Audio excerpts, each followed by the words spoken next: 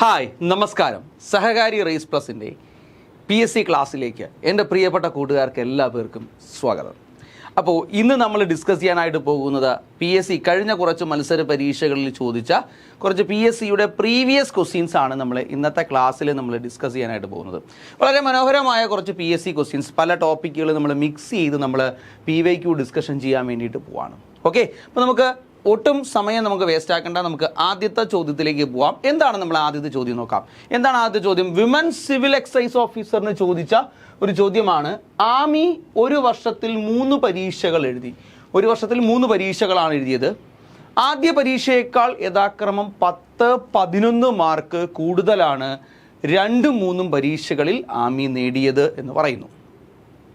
ആർമിയുടെ ശരാശരി മാർക്ക് ഏറ്റവും കുറഞ്ഞത് 75 ആണ് എങ്കിൽ ആദ്യ പരീക്ഷയ്ക്ക് ആർമിക്ക് ലഭിക്കേണ്ട ഏറ്റവും കുറഞ്ഞ മാർക്ക് എത്രയാണ് എന്നുള്ളതാണ് നമ്മുടെ ചോദ്യം.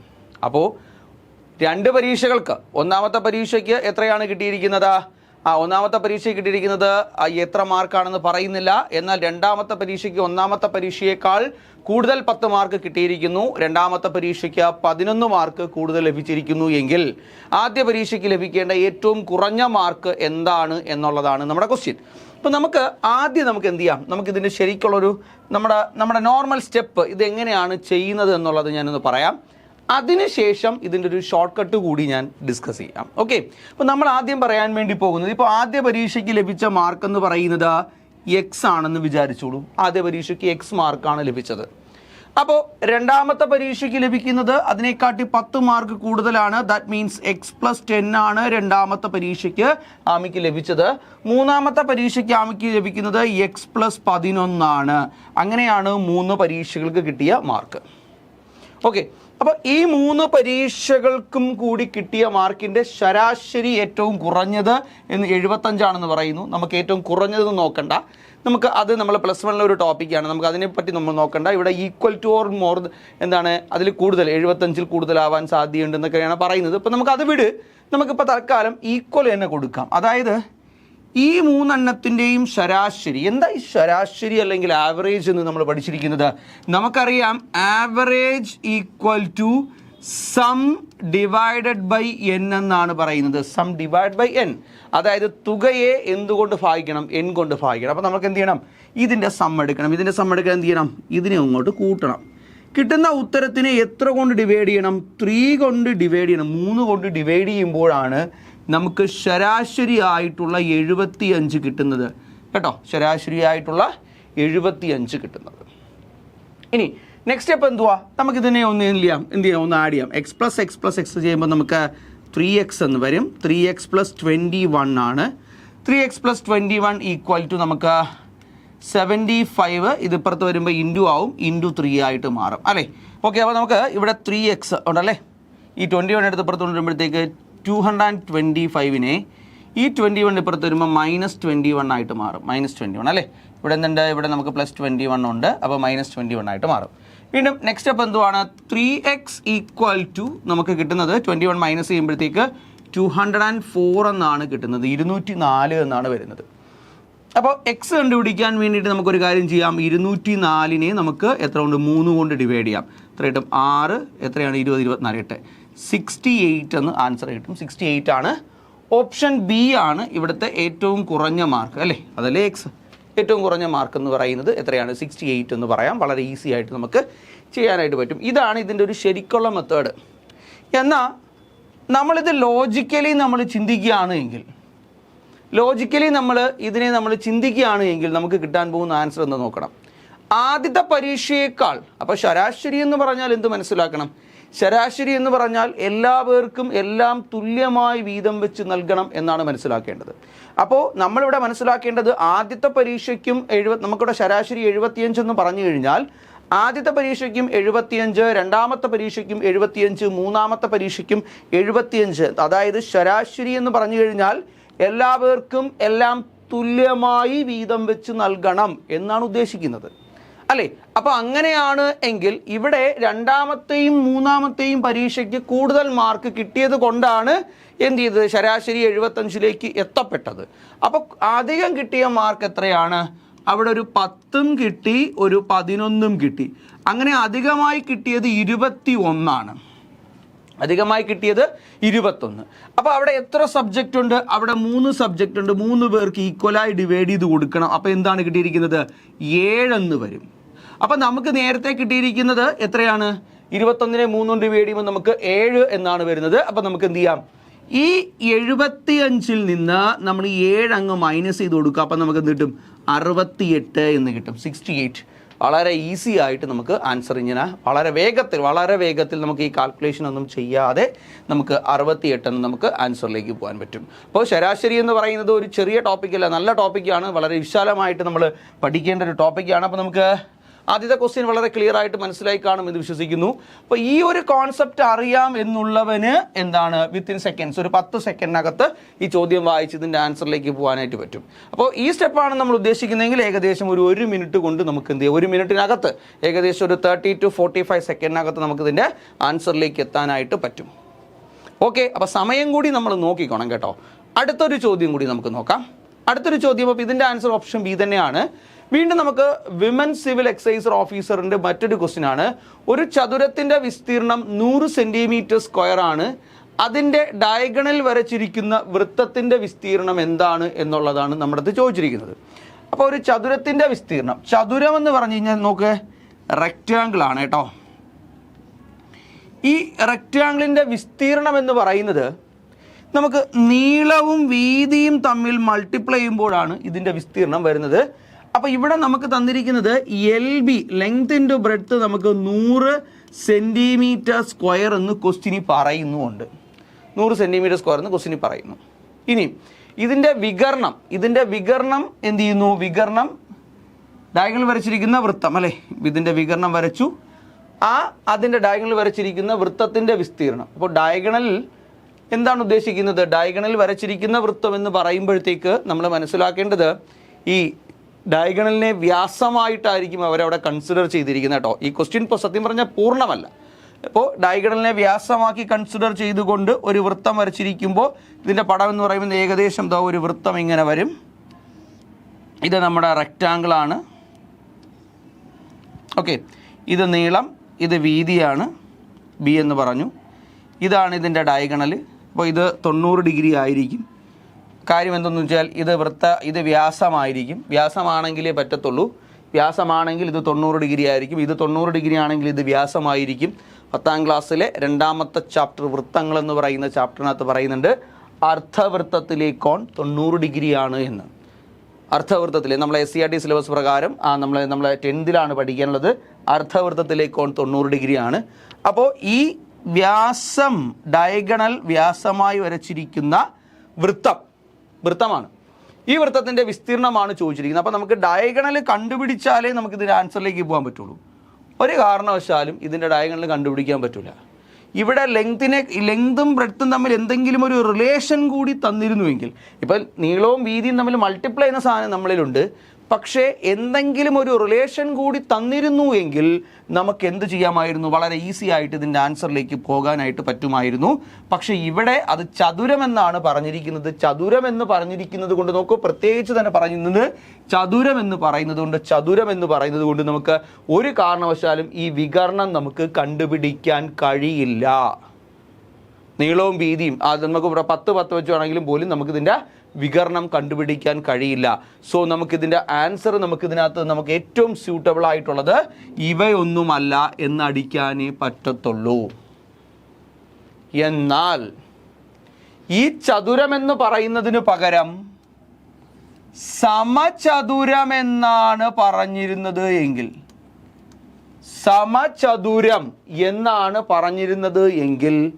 നമുക്ക് കുറച്ചുകൂടെ പെർഫെക്റ്റ് ആയിട്ട് ഇതിൻ്റെ ആൻസറിലേക്ക് പോകാൻ പറ്റുമായിരുന്നു. അതെങ്ങനെയാണ് എന്ന് നമുക്ക് നോക്കാം. ഞാൻ പറഞ്ഞു ഇത് സമചതുരമെന്നാണ് തന്നിരുന്നത് എങ്കിൽ കുറച്ചുകൂടെ പെർഫെക്റ്റ് ആയിട്ട് നമുക്കിതിൻ്റെ ആൻസറിലേക്ക് പോകാനായിട്ട് പറ്റുമായിരുന്നു. ഇത് നമ്മുടെ വൃത്തം. ഈ വൃത്തത്തിൽ നമുക്ക് എന്തിനെ വരയ്ക്കാം? നമുക്കൊരു സമചതുരം വരയ്ക്കാം. ഇതാണ് നമ്മുടെ സമചതുരം, സ്ക്വയർ എന്ന് വിചാരിച്ചോളൂ. ഓക്കെ, ഇത് സ്ക്വയർ ആണെങ്കിൽ ഈ വരയ്ക്കുന്നത് ഇതിൻ്റെ വ്യാസമായിരിക്കും. നമുക്കറിയാം ഇത് എയും ഇതും എ ആണ്, ഒരേ നീളവും വീതിയുമായിരിക്കും സമചതുരത്തിന്. എന്നാൽ സമചതുരത്തിൻ്റെ പരപ്പളവ് എ സ്ക്വയർ ആണ്. എ സ്ക്വയർ എന്ന് പറയുന്നത് 100 എങ്കിൽ എ ഈക്വൽ ടു നമുക്ക് 10 എന്ന് പറയാം. ഈ നീളം 10, ഈ നീളം 10 എങ്കിൽ ഇത് കണ്ടുപിടിക്കാൻ പറ്റും. ഒന്നുകിൽ പൈതഗോറസ് തിയറം യൂസ് ചെയ്ത് നമുക്ക് പറ്റും, അല്ല എങ്കിൽ മറ്റൊരു മെത്തേഡ് കൂടി നമുക്കുണ്ട്. ഇങ്ങനെ വരച്ചു കഴിഞ്ഞാൽ ഇതൊരു സമപാർശ്വമട്ട ത്രികോണം. ഒരു ത്രികോണത്തിൻ്റെ 2 വശങ്ങൾ തുല്യമാണ്. അത് 90 ഡിഗ്രി കൂടിയാണ് എങ്കിൽ അതിനെ സമപാർശ്വമട്ട ത്രികോണം എന്നാണ് പറയുന്നത്. അപ്പോൾ ഇവിടെ 45 ഡിഗ്രി, ഇത് 45 ഡിഗ്രി, ഇത് 90 ഡിഗ്രി ആണെങ്കിൽ ഈ ത്രികോണത്തിൻ്റെ വശങ്ങളുടെ അംശബന്ധം 1:1:√2 ആയിരിക്കും. അങ്ങനെയാണെങ്കിൽ ഇത് 10, ഇത് 10 ആണെങ്കിൽ ഇത് 10√2 ആയിരിക്കും. ഇത് എത്രയെന്ന് പറയാം? 10√2. അപ്പം നമുക്ക് ഡയഗണൽ 10√2 എന്ന് കിട്ടി. അപ്പോൾ ഇത് സമചതുരമാണെങ്കിൽ കണ്ടുപിടിക്കാൻ പറ്റും. കാര്യം എന്തുകൊണ്ടാണ്? നമുക്കറിയാം സമചതുരത്തിൻ്റെ പരപ്പളവ് കണ്ടുപിടിക്കാനുള്ള ഇക്വേഷൻ വശം ഗുണം വശം എ ഇൻറ്റു എ സ്ക്വയർ ആണ് എന്നറിയാം. അപ്പോൾ എ സ്ക്വയർ ആണെങ്കിൽ ഒരു വശം 10 എന്ന് കിട്ടിക്കഴിഞ്ഞാൽ ഇത് 10. അപ്പം നമുക്ക് ഈ ഡയഗണൽ വികരണം എന്ന് പറയുന്നത് 10√2 എന്ന് കിട്ടും. 10√2. അപ്പോൾ ഡയഗണൽ വികർണം ഈക്വൽ ടു 10√2 ആണ്. ഈ ഡയഗണലിനെ തന്നെയാണ് നമ്മൾ ഡയമീറ്റർ എന്ന് പറയുന്നത്, വ്യാസം എന്ന് പറയുന്നത്. ഓക്കെ, വ്യാസം എന്ന് പറയുന്നത് 10√2. അപ്പോൾ ആരം എന്ന് പറയുന്നത് വ്യാസത്തിൻ്റെ പകുതി, 10√2 പകുതി ആണ്. എത്രയെന്ന് നമുക്കറിയാം? 5√2 ആണ് ഇതിൻ്റെ വ്യാസം. വ്യാസമല്ല, ആരം. 5√2 ആണെങ്കിൽ നമുക്ക് പരപ്പളവിലേക്ക് പോവാം. വൃത്തത്തിൻ്റെ ഏരിയ കാണാനുള്ള ഇക്വേഷൻ πr² ആണ്. വൃത്തത്തിൻ്റെ ഏരിയ കണ്ടുപിടിക്കാൻ അതിൻ്റെ പരപ്പളവ്, അതിൻ്റെ വിസ്തീർണം കണ്ടുപിടിക്കുവാനുള്ള പരപ്പളവ് എന്ന് പറയുന്ന വേർഡ് കൃത്യമായി പഠിച്ചു വെച്ചോണം. വിസ്തീർണത്തിന് പകരം ഇനി പരീക്ഷകൾക്ക് മിക്കവാറും പരപ്പളവ് എന്നായിരിക്കും ചോദിക്കുന്നത്. അപ്പോൾ അതിൻ്റെ പരപ്പളവ് അല്ലെങ്കിൽ വിസ്തീർണം കണ്ടുപിടിക്കാനുള്ള ഇക്വേഷൻ πr² ആണ്. πr² കൊടുക്കാം. എല്ലാ ഓപ്ഷനിലും π ഉള്ളത് കൊണ്ട് π അതുപോലെ തന്നെ എഴുതാം. π ഇൻറ്റു 5√2 അപ്പോൾ π എഴുതി. 5ൻ്റെ സ്കോർ 25, അതുപോലെ √2ൻ്റെ സ്കോർ 2.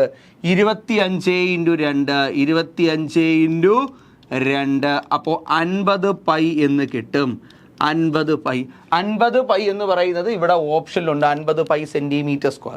അപ്പോൾ ഈ ചോദ്യത്തിൽ ഇവിടെ ചതുരത്തിന് പകരം സമചതുരം തന്നിരുന്നു എങ്കിൽ നമുക്ക് എന്ത് പറയാമായിരുന്നു? ഓപ്ഷൻ സി എന്ന് റൈറ്റ് ആൻസർ പറയാമായിരുന്നു. പക്ഷേ ഇവിടെ തന്നിരിക്കുന്നത് അത് സമചതുരത്തിന് പകരം തന്നിരിക്കുന്നത് ചതുരമെന്നായിപ്പോയി. ചതുരമെന്നായിപ്പോയി കഴിഞ്ഞാൽ നീളത്തിനും വീതിയും തമ്മിൽ എന്തെങ്കിലും രീതിയിൽ നമുക്ക് റിലേറ്റ് ചെയ്യാൻ പറ്റുമായിരുന്നു എങ്കിൽ നമുക്ക് by using the Pythagoras theorem നമ്മൾ ക്വാഡ്രാറ്റിക് ഇക്വേഷനൊക്കെ രൂപീകരിച്ച് നമുക്ക് ഡയഗണൽ കണ്ടെത്താമായിരുന്നു, എന്നിട്ട് അതിൻ്റെ പകുതി എടുക്കാമായിരുന്നു. പക്ഷേ ഇവിടെ അത് നടപ്പില്ല. കാര്യം പിടികിട്ടി കാണുമല്ലോ? കാര്യം ക്ലിയർ ആണല്ലോ? യെസ്.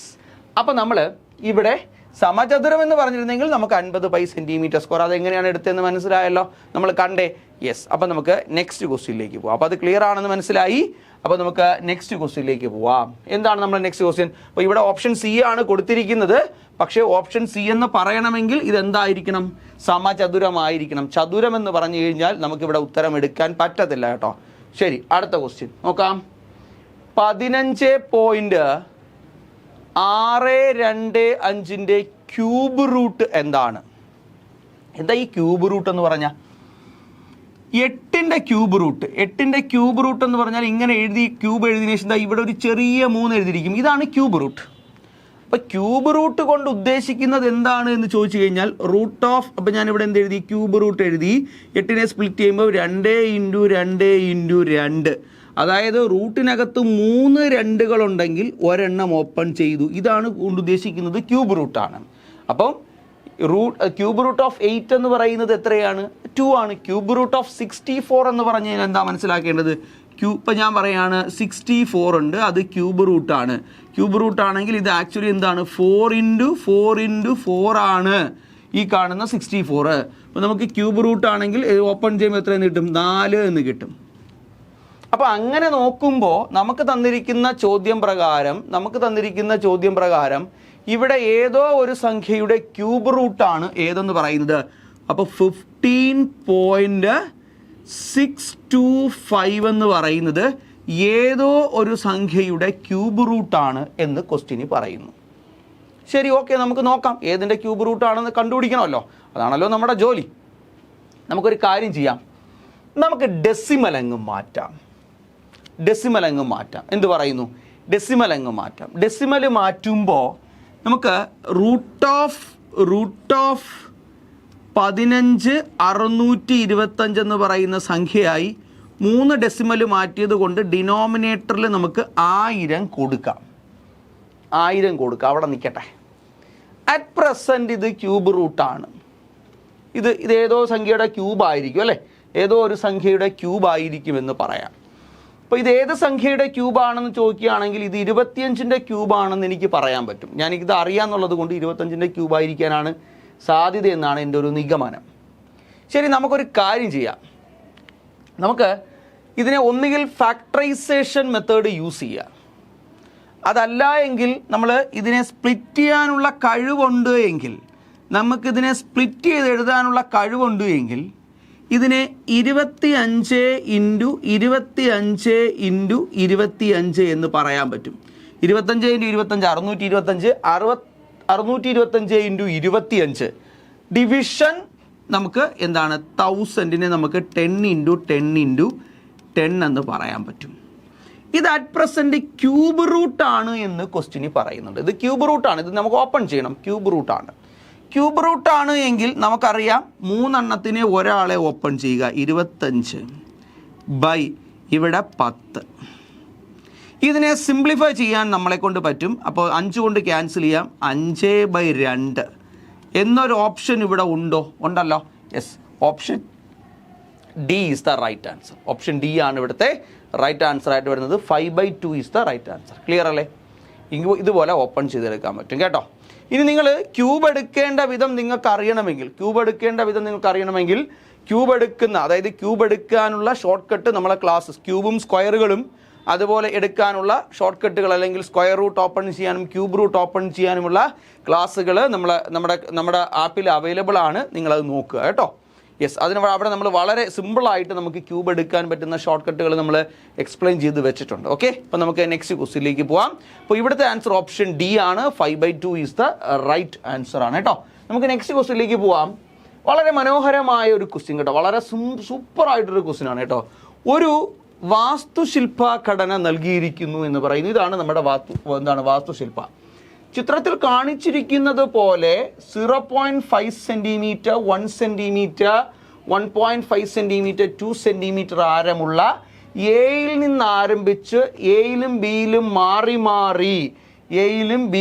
മാറി മാറി കേന്ദ്രങ്ങളുള്ള തുടർച്ചയായ അർദ്ധവൃത്തങ്ങളാൽ നിർമ്മിതമാണ്. 13 അർദ്ധവൃത്തങ്ങൾ ചേർന്ന അത്തരമൊരു വാസ്തുശില്പയുടെ ഘടനയുടെ ആകെ നീളം എത്രയാണ് എന്നുള്ളതാണ് നമ്മുടെ ക്വസ്റ്റ്യൻ. അപ്പോൾ ഇവിടെ നിലവിൽ എന്തില്ല? ഇതിന് ഓപ്ഷൻ ഇല്ല. ഓപ്ഷൻ ഞാൻ ഇവിടെ കൊടുത്തിട്ടില്ല. അപ്പോൾ ഞാൻ ആ ഓപ്ഷനും കൂടി ഒന്ന് പ്ലേസ് ചെയ്യാം. കേട്ടോ. Option A, option B, option C, option D കൂടി ഞാൻ എന്ത് ചെയ്യാം? ഒന്ന് പ്ലേസ് ചെയ്യാം. ആ ക്വസ്റ്റ്യനെ നോക്കിയിട്ട് അതിൻ്റെ ഓപ്ഷൻസ് കൂടി ഒന്ന് പ്ലേസ് ചെയ്യാം കേട്ടോ. ഓക്കെ, അപ്പോൾ ഇതിൻ്റെ ഓപ്ഷൻസ് എന്ന് പറയുന്നത്, ഓപ്ഷൻ എ എന്ന് പറയുന്നത് 143, ഓപ്ഷൻ ബി എന്ന് പറയുന്നത് 140, ഓപ്ഷൻ സി എന്ന് പറയുന്നത് 150, അത് കഴിഞ്ഞ് 147. ഇങ്ങനെ 4 ഓപ്ഷൻസ് ആണ് ഉണ്ടായിരുന്നത്. 143, 140, 150, 147 എന്നങ്ങനെ 4 ഓപ്ഷൻസ് ആണ് ഉണ്ടായിരുന്നത് കേട്ടോ. ഈ ഓപ്ഷൻസിൽ ഏതാണ് ശരി ഉത്തരം എന്നുള്ളതാണ് നമ്മുടെ ക്വസ്റ്റ്യൻ അല്ലേ.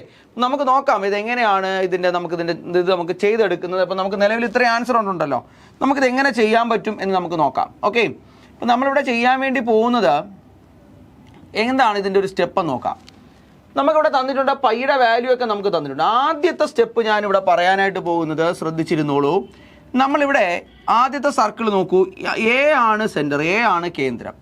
എ കേന്ദ്രമാക്കിക്കൊണ്ട് ഇതാണ് നമ്മൾ അർദ്ധവൃത്തം. ഓക്കെ, അപ്പോൾ നമുക്ക് ഈ അർദ്ധവൃത്തത്തിൻ്റെ ചുറ്റളവാണ് അറിയേണ്ടത് അല്ലേ.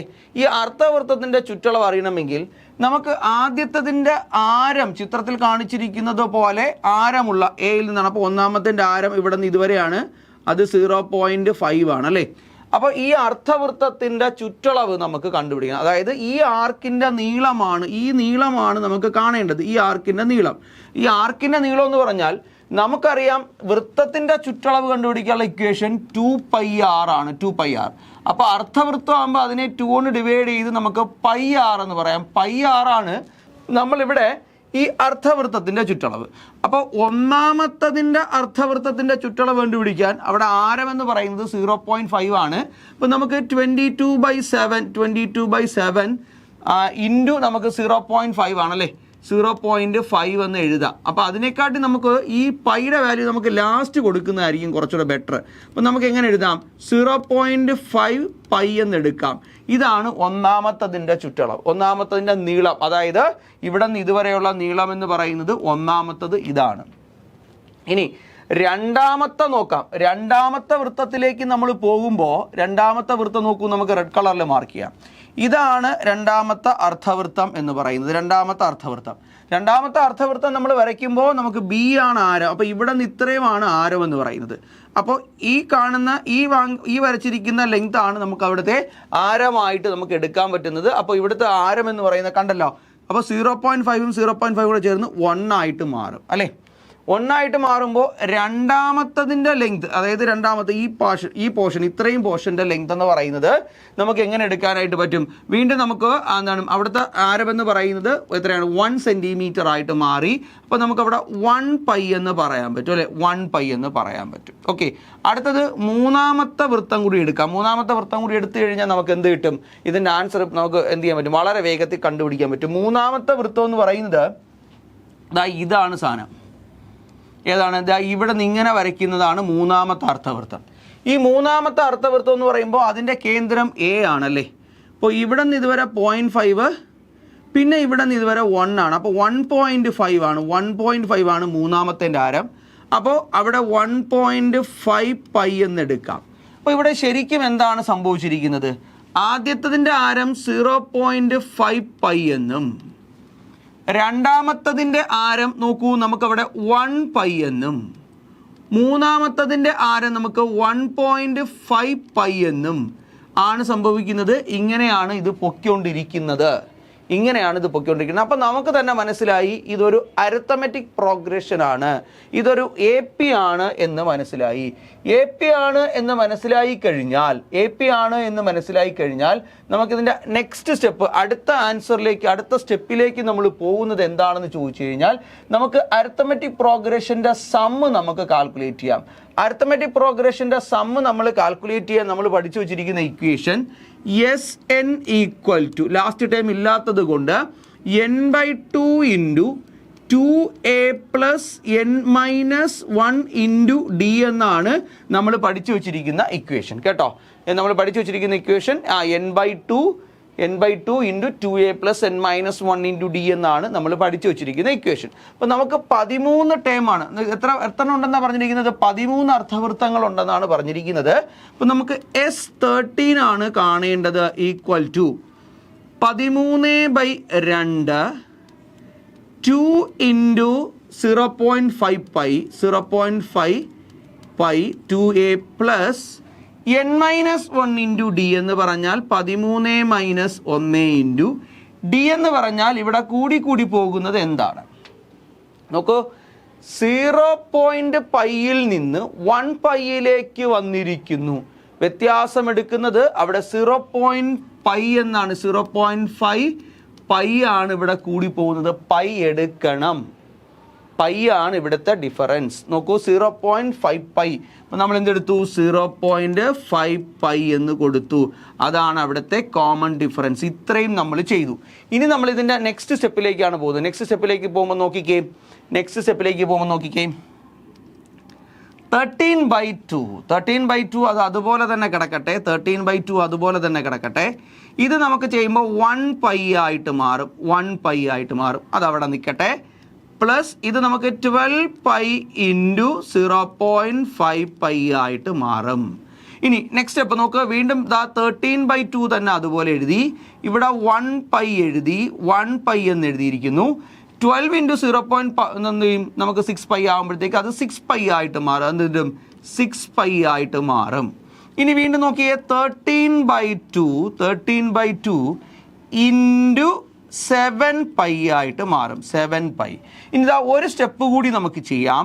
13/2 ഇൻറ്റു 7 ഇൻറ്റു 22/7 ആണ് നമ്മൾ ചെയ്യുന്നത്. അപ്പോൾ നമ്മൾ നോക്കുമ്പോൾ ഈ 7ഉം 7 നമുക്ക് ക്യാൻസൽ ചെയ്യാം. ഈ 2ഉം 2ഉം നമ്മൾ 22 ക്യാൻസൽ ചെയ്യുമ്പോൾ നമുക്കിവിടെ 11 ആണ് വരുന്നത്. ആൻസർ മൾട്ടിപ്ലൈ ചെയ്യുമ്പോഴത്തേക്ക് 13. അപ്പോൾ ഇവിടെ നമുക്ക് 3 എന്ന് എഴുതി, 4 എന്ന് എഴുതി, 143 എന്നാണ് ഇവിടെ ആൻസർ വരുന്നത്. ഓപ്ഷൻ എ ആണ് ഇവിടുത്തെ ശരി ഉത്തരമായിട്ട് വരുന്നത്. ഓക്കെ, ഇതായിരുന്നു ഇതിൻ്റെ ശരിക്കുള്ള സ്റ്റെപ്പ് കേട്ടോ. അപ്പോൾ നമ്മളിവിടെ ചെയ്തിരിക്കുന്നതിൻ്റെ ശരിക്കുള്ള സ്റ്റെപ്പ് എന്തായിരുന്നു? ഇത്രയും സമയമെടുത്ത് നമ്മൾ ചെയ്തെടുക്കുന്ന 143 ആയിരുന്നു ഇവിടുത്തെ ശരിക്കുള്ള ആൻസർ എന്ന് പറയുന്നത്. 143 ഈസ് ദ റൈറ്റ് ആൻസർ കേട്ടോ. 143 ആണ് ഇവിടുത്തെ ശരി ഉത്തരമായിട്ട് വരുന്നത്. ഇനി നോക്കൂ, ഞാൻ ഇതിനൊരു ഷോർട്ട് കട്ട് പഠിപ്പിക്കാൻ പോവാണ്. നോക്കിയിരുന്നു, നമുക്ക് തന്നിരിക്കുന്ന ഓപ്ഷൻസ് നിങ്ങൾ നോക്കിക്കേ. ഓപ്ഷൻ എ എന്ന് പറഞ്ഞ് നമുക്കൊരു 143 ഉണ്ടായിരുന്നു. ഓപ്ഷൻ ബി എന്ന് പറയുന്നത് 140 ആയിരുന്നു. ഓപ്ഷൻ സി എന്ന് പറയുന്നത് 147 ആയിരുന്നു. അടുത്തൊരു ഓപ്ഷൻ നമുക്ക് നോക്കുമ്പോൾ ഓപ്ഷൻ ഡി എന്ന് പറയുന്നത് 150. ഇത്രയും ഓപ്ഷൻസ് ആണ് ഉണ്ടായിരുന്നത്. നോക്കൂ, ഞാൻ പറയാൻ പോകുന്ന ഏറ്റവും ഇമ്പോർട്ടൻ്റ് ആയിട്ടുള്ള ഒരു കീ പോയിന്റ് നിങ്ങൾ മനസ്സിലാക്കിക്കോളൂ. ഒരു കീ പോയിന്റ് നിങ്ങൾ മനസ്സിലാക്കിക്കോളൂ. ഈ ക്വസ്റ്റിന് തന്നിരിക്കുന്ന ഒരു പോയിന്റിൽ നിന്ന് നമുക്ക് ഇതിൻ്റെ ആൻസറിലേക്ക് പോകാനായിട്ട് പറ്റും എന്നുള്ളതാണ്. നോക്കൂ, നമുക്കിവിടെ തന്നിരിക്കുന്ന പൈയുടെ വാല്യൂ നോക്കൂ, അത് 22/7. പൈയുടെ വാല്യൂ നിങ്ങൾ നോക്കൂ, നിങ്ങൾക്ക് അവിടെ 22/7 ആണ് തന്നിരിക്കുന്നത്.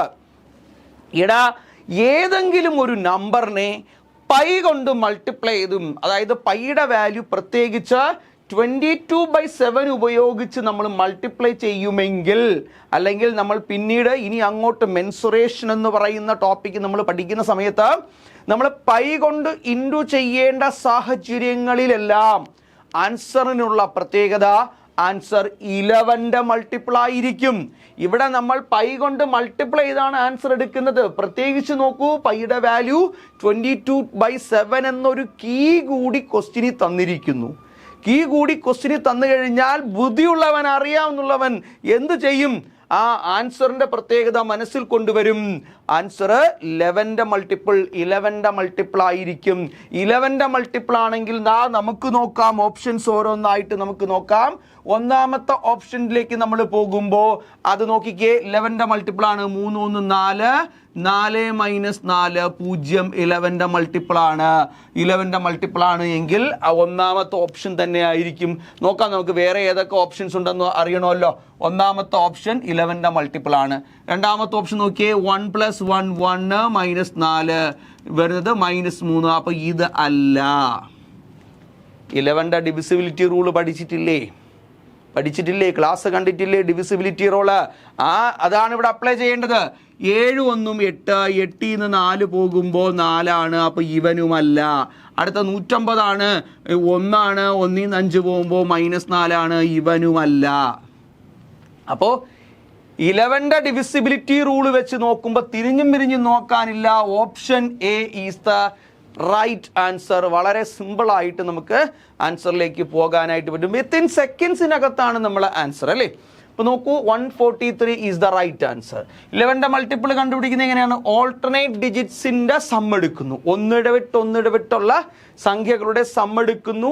അവയുടെ വ്യത്യാസം 0 11 ആണ് എങ്കിൽ അതെന്തായിരിക്കുമെന്ന് നമുക്കറിയാം. അത് 11ന്റെ മൾട്ടിപ്പിൾ ആയിരിക്കും. ഒരു എക്സാമ്പിൾ ഞാൻ പറയാം. 1331 ഞാൻ പറയാണ്. ഓൾട്ടർനേറ്റ് ഡിജിറ്റ്സിൻ്റെ സം 3 1 ഇത് രണ്ടും കൂടെ ചെയ്യുമ്പോൾ എത്ര കിട്ടും? 4. ഇത് രണ്ടും കൂടെ ചെയ്യുമ്പോൾ എത്ര കിട്ടും? 4. 4 - 4 0. അപ്പോൾ ഇവിടെ 0 ഓർ 11 വരുന്നു എങ്കിൽ അതെന്തായിരിക്കും? അത് 11ന്റെ മൾട്ടിപ്പിൾ ആയിരിക്കും എന്ന് പറയാം. അപ്പോൾ ഈ ചോദ്യം കണ്ട് ഇത് നമ്മൾ ചെയ്തെടുക്കുമ്പോൾ നമ്മളെ സമയം പോവും. ഇത് കാണുമ്പോഴേ എല്ലാവർക്കും ഭയങ്കരമായിട്ട് തോന്നും, എന്തോ വലിയ സംഭവമാണ്, ഒരുപാട് ചെയ്യണമല്ലോ എന്നൊക്കെ തോന്നും. അപ്പോൾ ചെയ്തെടുക്കാൻ നിൽക്കുകയാണെങ്കിൽ 1 മിനിറ്റോളം, എന്തായാലും 1 1/2 മിനിറ്റോളം എടുക്കും. പക്ഷെ നമ്മൾ ഉപയോഗിച്ചിരിക്കുന്ന ലോജിക്ക് പ്രകാരമാണെങ്കിൽ സെക്കൻഡുകൾക്കുള്ളിൽ ആൻസറാണ്. ഓക്കെ, അപ്പോൾ നമ്മൾ പൈ കൊണ്ട് മൾട്ടിപ്ലൈ ചെയ്യുമ്പോൾ നമ്മൾ ആൻസറുകളുടെ പ്രത്യേകത നോക്കിക്കോളൂ. എപ്പോഴും എന്തായിരിക്കും, അത് 22/7 കൊണ്ട് മൾട്ടിപ്ലൈ ചെയ്യുന്നതാണെങ്കിൽ ഉത്തരത്തിൻ്റെ പ്രത്യേകത അത് 11 മൾട്ടിപ്ലൈ ആയിരിക്കും. തിരിഞ്ഞും പിരിഞ്ഞും നോക്കാനില്ല. That's all. ഓക്കെ, അപ്പോൾ നമുക്ക് നെക്സ്റ്റ് ക്വസ്റ്റ്യനിലേക്ക് പോകാം. എന്താണ് നമ്മുടെ, അപ്പോൾ ഇതിൻ്റെ ആൻസർ ഓപ്ഷൻ എ തന്നെയായിരുന്നു. ഇനി നെക്സ്റ്റ് ക്വസ്റ്റ്യൻ നോക്കൂ. മനോഹരമായ ഒരു പവേഴ്സ് ആൻഡ് എക്സ്പോണൻസിൻ്റെ ഒരു ക്വസ്റ്റ്യനാണ്, നമുക്ക് നോക്കാം. അപ്പോൾ നല്ല ക്വസ്റ്റ്യൻ ആണ്. ഇത് കാണുമ്പോഴേ നമുക്കൊരു കോംപ്ലിക്കേഷൻ ഉള്ളതായിട്ട് തോന്നും. എന്തൊക്കെയോ നമ്പർ x⁻a−a⁻−1, അത് കഴിഞ്ഞ് 1/a−1, അത് കഴിഞ്ഞ് a/a+1 = ഡാഷ് എന്ന് നടക്കുന്ന ഒരു വലിയ ക്വസ്റ്റ്യൻ ആണ്. ഇത് കാണുമ്പോൾ തന്നെ നമുക്ക് എന്തോ ഒരു സംഭവമായിട്ട് നമുക്ക് തോന്നും. ഒന്നും നോക്കാനില്ല. നമ്മൾ ആദ്യം ഇതിൻ്റെ കുറച്ച് ബേസിക് റൂളുകൾ നമ്മൾ അറിഞ്ഞിരിക്കണം. എന്തൊക്കെയാണ് ആ ബേസിക് റൂളുകൾ എന്ന് പറയുന്നത്? നമുക്ക് ഒന്നാമത്തെ കേസ് ഞാൻ പറയാനായിട്ട് പോകുന്നത്, നിങ്ങൾ മനസ്സിലാക്കേണ്ട പോയിന്റ് ഇത്രയേ ഉള്ളൂ. നമുക്ക് a⁻m × a⁻n = a⁻m+n ആയിരിക്കും. നമുക്ക് അത്യാവശ്യം വേണ്ട റൂളുകൾ മാത്രമേ ഞാൻ പറയുന്നുള്ളൂ. രണ്ടാമത്തത് a⁻m ഡിവിഷൻ a⁻n = a⁻m−n ആയിരിക്കും എന്ന് പറയാം. അടുത്തത്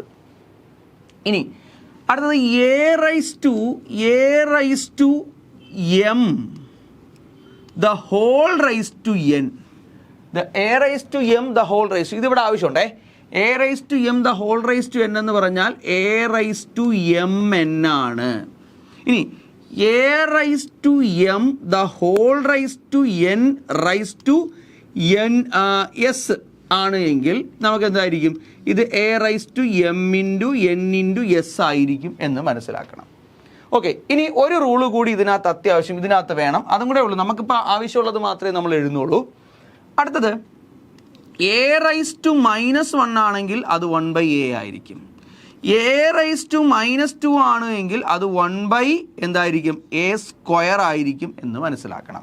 അപ്പോൾ ഇതാണ്, ഇത്രയും മതി. നമുക്ക് ഇത്രയും കാര്യങ്ങളുണ്ടെങ്കിൽ നമുക്ക് അത്യാവശ്യം എന്ത് ചെയ്യാൻ പറ്റും, ഈ പ്രോബ്ലം നമുക്ക് ചെയ്യാനായിട്ട് പറ്റും. ഇപ്പോൾ നോക്കൂ, നമ്മളിവിടെ ഇതിൻ്റെ ബ്രാക്കറ്റുകളൊന്ന് ശ്രദ്ധിക്കുക. ഇതിൻ്റെ ബ്രാക്കറ്റുകൾ നോക്കാം. നമുക്ക് ഓരോരോ ബ്രാക്കറ്റുകളായിട്ട് നോക്കാം. ഇതാണ് ഫസ്റ്റ് ബ്രാക്കറ്റ് കിടക്കുന്നത്. പക്ഷേ ഫസ്റ്റ് ബ്രാക്കറ്റിൽ ഇവർ x⁻a−a⁻1, അപ്പോൾ അതിൻ്റെ റൈസ് ടു ആണ് കിടക്കുന്നത്. വീണ്ടും ആ പറയുന്ന വാല്യൂവിനെ മൊത്തത്തിൽ 1/a−1 ചെയ്തിരിക്കുന്നു. പിന്നെ ആ പറയുന്ന വാല്യൂവിനെ മൊത്തത്തിൽ a/a+1 ചെയ്തിരിക്കുന്നു.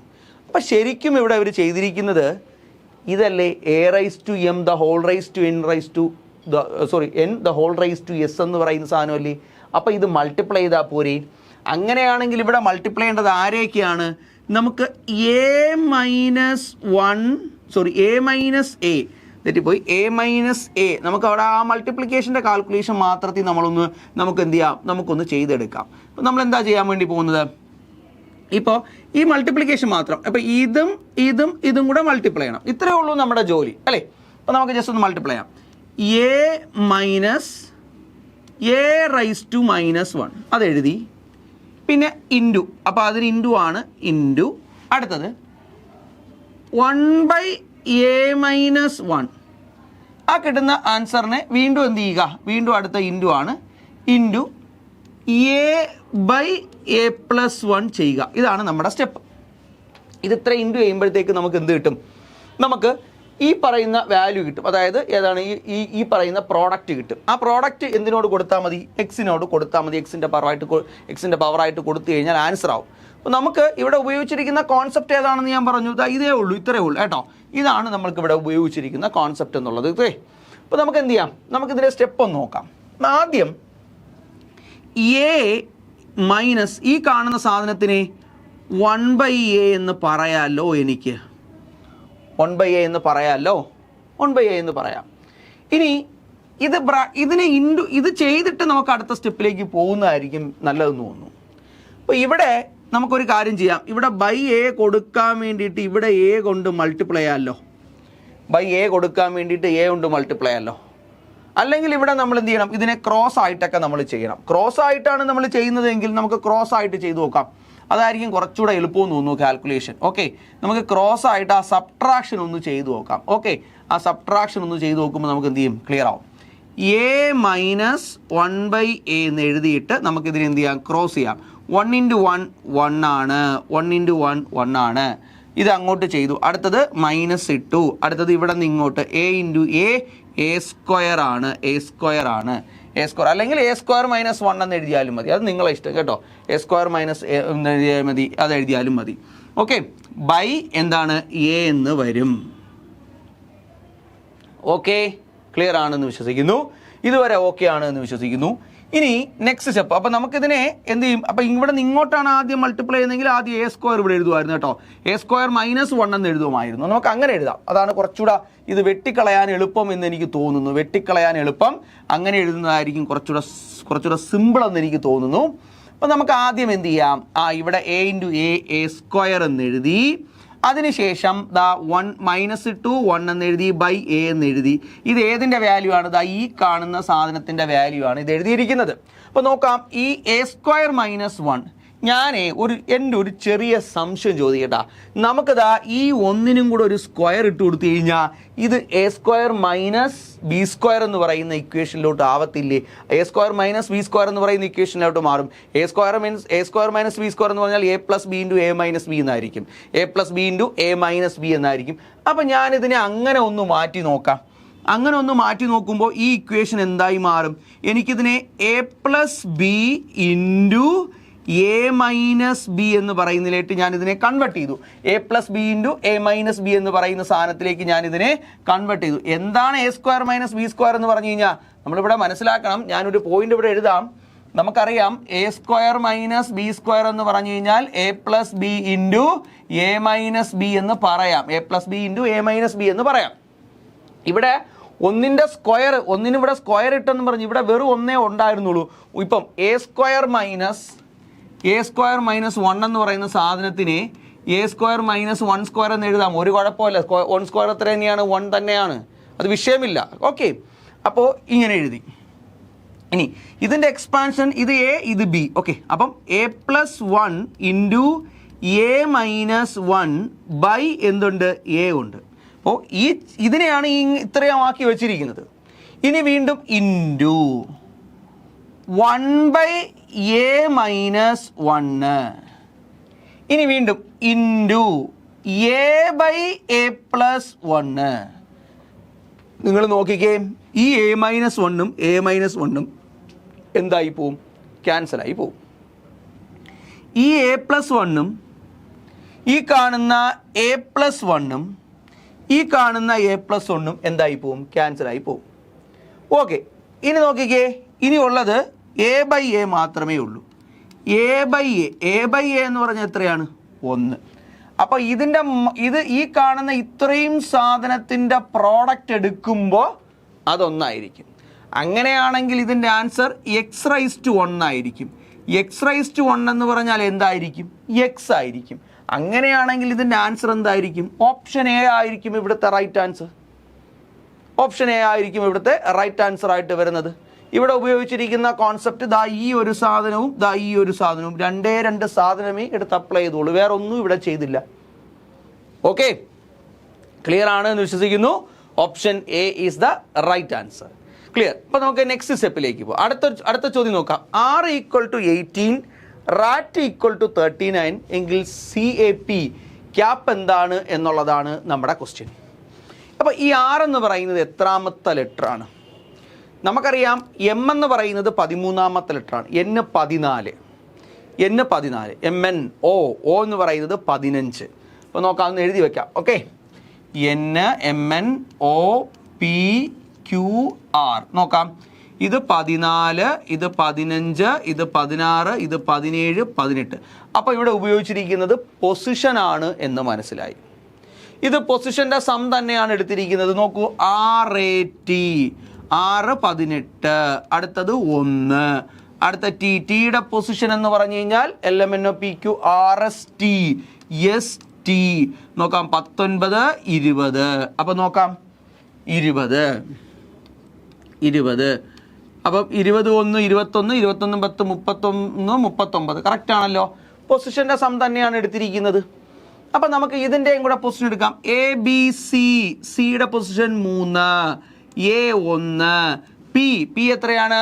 LMNOP എന്നാണ് അല്ലേ. പി 16, 16, 16, 16 1 17, 17 3 20 ഉണ്ടല്ലോ. ഓപ്ഷൻ സി ആണ് ഇവിടുത്തെ ശരി ഉത്തരമായിട്ട് വരുന്നത്. Option C is the right answer. Okay, അപ്പോൾ നമുക്ക് നെക്സ്റ്റ് ക്വസ്റ്റ്യനിലേക്ക് പോകാം. അവിടെ സി തന്നെയാണ്, വളരെ സിമ്പിൾ ആയിട്ടുള്ള ഒരു ക്വസ്റ്റ്യൻ ആയിരുന്നു. നമുക്ക് എന്താണ് പൊസിഷൻസ് തന്നെയാണ് അവിടെ നമ്മൾക്ക് അവിടെ യൂസ് ചെയ്തിരിക്കുന്നത് എന്നുള്ള കാര്യം മനസ്സിലായി.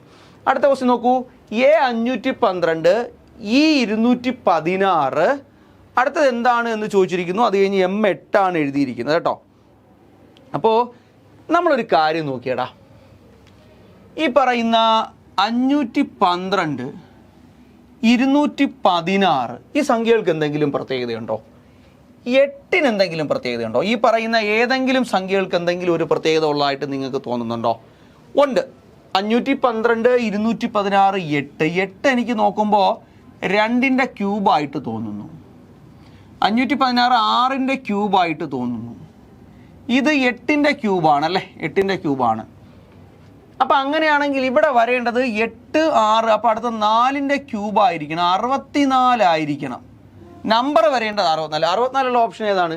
അപ്പോൾ പിന്നെ മൊത്തം നോക്കേണ്ട ആവശ്യമില്ല, നമ്മളിവിടെ തിരിഞ്ഞും പിരിഞ്ഞും നോക്കേണ്ട, ഒരു 64 അല്ലേ ഉള്ളൂ. ഓപ്ഷൻ സി തന്നെയാണ് ഇവിടുത്തെ റൈറ്റ് ആൻസർ കേട്ടോ. Option C is the right answer. വളരെ സിമ്പിളായിട്ട് നമുക്ക് ചെയ്തെടുക്കാൻ പറ്റി എന്നുള്ളതാണ്.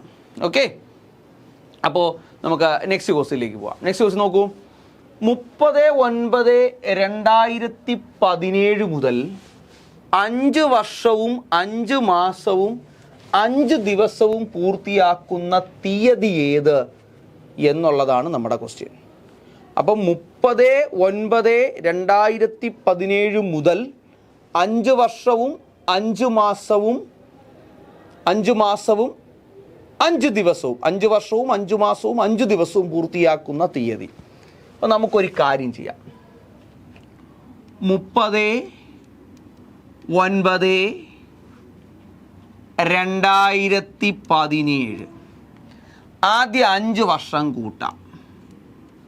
5 വർഷം കൂട്ടുമ്പോൾ ഈ തീയതി 30/9/2022. ഓക്കെ, ഇനി 5 മാസം കൂട്ടാം. 5 മാസം കൂട്ടുമ്പോൾ 9 5 14, 12 ഉള്ളൂ ഒരു വർഷം. അപ്പം അടുത്ത വർഷത്തിലേക്ക് ചേക്കേറി. അടുത്ത നോക്കൂ അല്ലേ, 9-ൻ്റെ കൂടെ 3 ആയിരുന്നെങ്കിൽ 12-ാം മാസം എന്ന് പറയാമായിരുന്നു. പക്ഷേ 12-ാം മാസം കഴിഞ്ഞ് കഴിഞ്ഞാൽ പിന്നെ അടുത്ത വർഷത്തിലേക്കാണ്. അപ്പോൾ ഒരു വർഷം അവിടെ കൂടണം. അപ്പോൾ എങ്ങനെ വരും? 30 നോക്കിയോണം, ഞാൻ എഴുതുന്ന നോക്കിയോണം. 30 9 5 14 12 മാസമാണ്. 12 മാസം കഴിഞ്ഞാൽ പിന്നെ 2 മാസമേ ഉള്ളൂ. അപ്പോൾ നോക്ക്, നമ്മളെ തീയതികളാണ് ശ്രദ്ധിക്കേണ്ടത്. 30 2-ാം മാസമായി മാറും. 5 മാസം കൂടുമ്പോൾ 9-ാമത്തെ മാസത്തിനോട് 5 മാസം കൂടുമ്പോൾ 14 മാസമാവും. അതിൽ 12 മാസം ഒരു വർഷത്തിലേക്ക് പോയി, ബാക്കിയുള്ളത് 2 മാസം. 30 ഇവിടെ ഒരു വർഷം കൂടെ കൂടി 2023 ആവും. നോക്കാം, 23 ഓപ്ഷനുള്ള 2 ഉള്ളു കേട്ടോ. അപ്പോൾ ഇവനെ നമുക്ക് സ്കിപ്പ് ചെയ്യാം, ഇവനെ നമുക്ക് സ്കിപ്പ് ചെയ്യാം കേട്ടോ. 2 ഉള്ളത് നമുക്ക് നോക്കാം. 2 ഉള്ള ഓപ്ഷൻസ് ഒന്നും ഇവിടെ ഇല്ല. അപ്പോൾ ഒരു 5 അത് നമുക്ക് തീയതിയായിട്ടുള്ള 5 കൂട്ടാം. തീയതിയായി 5 കൂട്ടുമ്പോൾ 30/2/2023 എന്നൊരു തീയതി നമുക്കില്ല. പോയിന്റ് ശ്രദ്ധിക്കണം. ഈ 2 എന്ന് പറയുന്നത് ഫെബ്രുവരി മാസമാണ് എന്ന് നമുക്ക് നമ്മുടെ മനസ്സിൽ വരണം. അത് ഫെബ്രുവരി മാസമാണ് എന്ന് നമ്മളെ മനസ്സിൽ വരണം. ഫെബ്രുവരി എന്ന് പറയുന്നത് 28 ദിവസമേ ഉള്ളൂ, ലീപ്പ് ഇയർ അല്ല. ലീപ്പ് ഇയർ ആയിരുന്നെങ്കിൽ 23. അപ്പോൾ 28 ദിവസമേ അവിടെ ഉള്ളൂ. അപ്പോൾ ഇതിൻ്റെ കൂട്ടത്തിൽ നമുക്ക് 5 ആണ് കൂടേണ്ടത്. 5 കൂടുമ്പോൾ നമ്മളവിടെ 5 ദിവസം എന്ന് പറയുമ്പോൾ നമുക്കവിടെ ശരിക്കും 5 മാസം എന്ന് പറയുമ്പോൾ അവിടെ 30 ഇല്ല. അവിടെ നമുക്ക് എന്തേ എടുക്കാൻ പറ്റൂ? നമുക്ക് 5-ാം തീയതി എന്നേ എടുക്കാൻ പറ്റൂ കേട്ടോ. ഇവിടെ 28 ദിവസമേ ഉള്ളൂ. 28 ദിവസത്തിൻ്റെ കൂടെ നമുക്ക് അപ്പോൾ ഇവിടെ ഓപ്ഷനിൽ നിന്ന് നമുക്ക് ചൂസ് ചെയ്യുകയാണ് എങ്കിൽ നമുക്ക് ഏതെടുക്കാൻ പറ്റും? അടുത്ത 5-ാം തീയതി 5/2/2023 എന്നൊരു ഓപ്ഷനെ നമുക്കിവിടെ ശരി ഉത്തരമായിട്ട് പറയാനായിട്ട് പറ്റൂ. ഓപ്ഷൻ ഏതാണ്? ഡി ആണ് ഇവിടുത്തെ ശരി ഉത്തരമായിട്ട് വരുന്നത്. 5/2 അല്ല, 5/3 ആണ്. തൊട്ടടുത്ത മാസം 5-ാം തീയതി എടുക്കുമ്പോഴത്തേക്ക് 5/3 ആണ് കേട്ടോ, തെറ്റിപ്പോയതാണ്. എന്ത് ചെയ്യും, അടുത്ത മാസത്തിലേക്കാണ് പോകുന്നത്. 5-ാം തീയതി 5 ദിവസം കൂടുമ്പോൾ അടുത്ത മാസത്തിലേക്ക് പോകും കേട്ടോ. അടുത്ത മാസത്തിൽ 5/3/2023 ആണ്. ഓപ്ഷൻ ഡി ആണ് ഇവിടുത്തെ ശരി ഉത്തരമായിട്ട് വരുന്നത് കേട്ടോ. 30 കഴിഞ്ഞ് 31 അത് കഴിഞ്ഞ് കഴിഞ്ഞാൽ പിന്നെ അടുത്ത മാസമാണ്. അടുത്ത മാസം എന്ന് പറയുമ്പോഴത്തേക്ക് നമ്മൾക്ക് എന്ത് പറയണം? 5/3, ഈ 2 എന്നുള്ളത് 3 ആയിട്ട് മാറും കേട്ടോ. 5/3/2023 ഓപ്ഷൻ ഡി ആണ് ഇവിടുത്തെ ശരി ഉത്തരമായിട്ട് വരുന്നത് കേട്ടോ. അപ്പോൾ നമുക്ക് അതും എന്ത് ചെയ്യാൻ പറ്റി, നമുക്ക് ചെയ്തെടുക്കാനായിട്ട് പറ്റി. നെക്സ്റ്റ് ക്വസ്റ്റ്യനിലേക്ക് പോവാം. എന്താണ് നമ്മുടെ നെക്സ്റ്റ് ക്വസ്റ്റ്യൻ? ഒരു വാച്ചിൻ്റെ മിനിറ്റ് സൂചി 1.5 സെൻറ്റിമീറ്റർ നീളമുള്ളതാണ്. 30 മിനിറ്റിൽ അതിൻ്റെ അഗ്രം സഞ്ചരിച്ച ദൂരം കണക്കാക്കുക എന്ന് പറയുന്നു. ശരി, നമുക്കൊരു ക്ലോക്ക് വരയ്ക്കാം. ഇത് നമ്മുടെ ക്ലോക്ക് അല്ലേ. ക്ലോക്കിൽ കുറച്ച് കാര്യങ്ങൾ, ആംഗിൾസ് ഒക്കെ അറിയാമെങ്കിൽ നമുക്ക് എന്ത് കിട്ടും? വളരെ പെട്ടെന്ന് ആൻസറിലേക്ക് പോവാം. നമുക്ക് ജസ്റ്റ് നോക്കാം. 30 മിനിറ്റാണ് എന്ത് ചെയ്യുന്നത്, ഒരു സൂചി സഞ്ചരിക്കുന്നു എന്ന് പറയുന്നു. അതിൻ്റെ അഗ്രം സഞ്ചരിച്ച ദൂരം കണക്കാക്കുക എന്നാണ് പറയുന്നത്. 30 മിനിറ്റ് എന്ന് പറഞ്ഞാൽ, ഇപ്പോൾ ഒരു എക്സാമ്പിൾ ഞാൻ പറയാം. ഇതാണ് നമ്മളെ സൂചി എന്ന് വിചാരിച്ചോ. ഈ സൂചിക്കാണ് 1.5 എത്രയാണ് സെൻറ്റിമീറ്റർ എന്ന് ക്വസ്റ്റ്യനിൽ പറയുന്നു, സെൻറ്റിമീറ്റർ.